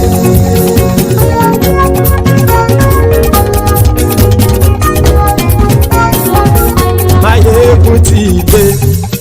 Gbogbo ọ̀jẹ̀lú ẹ̀sùn ràkì. Maiyegun ti dé. Gbogbo ọ̀jẹ̀lú ẹ̀sùn ràkì. Ṣùgbọ́n ní bá ti ṣe èyí tó yẹ kí wọ́n ṣe, ọmọ bá dèrò ní fi wọ́n níran o. Maiyegun ti dé. Gbogbo ọ̀jẹ̀lú ẹ̀sùn ràkì. Maiyegun ti dé. Gbogbo ọ̀jẹ̀lú ẹ̀sùn ràkì.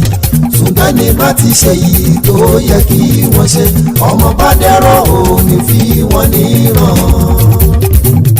Wọ́n fowó bẹ́ẹ̀ o. Maiyegun ó sọ pé wọ́n ò fẹ́ bẹ̀. Wọ́n fowó bẹ́ẹ̀. Maiyegun ó sọ pé wọ́n ò fẹ́ bẹ̀. Oníkan ṣáàtì ṣe èyí tó yẹ kí wọ́n ṣe fáwọn ará ìlú tó gbé wọn débẹ̀ o. Àyè. Maiyegun ti dé. Gbogbo ọ̀jẹ̀lú ẹ̀sùn ràkì. Maiyegun ti dé.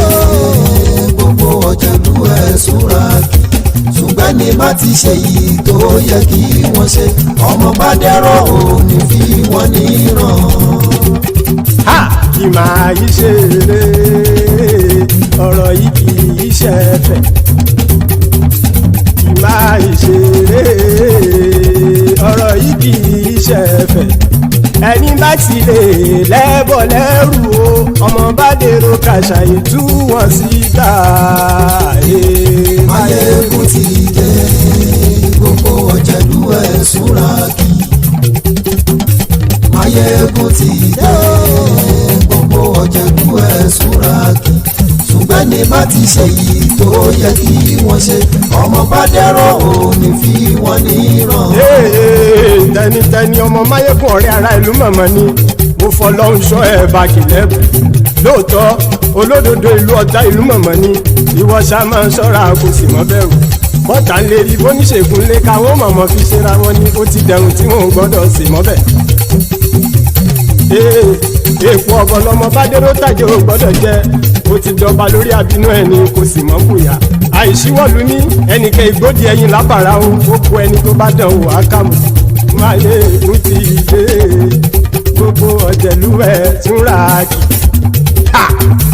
Máyégún ti dé gbogbo ọ̀jẹ̀lú ẹ̀ túnra kì o ẹni bá ti ṣe yìí tó yẹ kí wọ́n ṣe ọmọ bá dèrò òní fi wọ́n níran o. Máyégún ti dé gbogbo ọ̀jẹ̀lú ẹ̀ túnra kì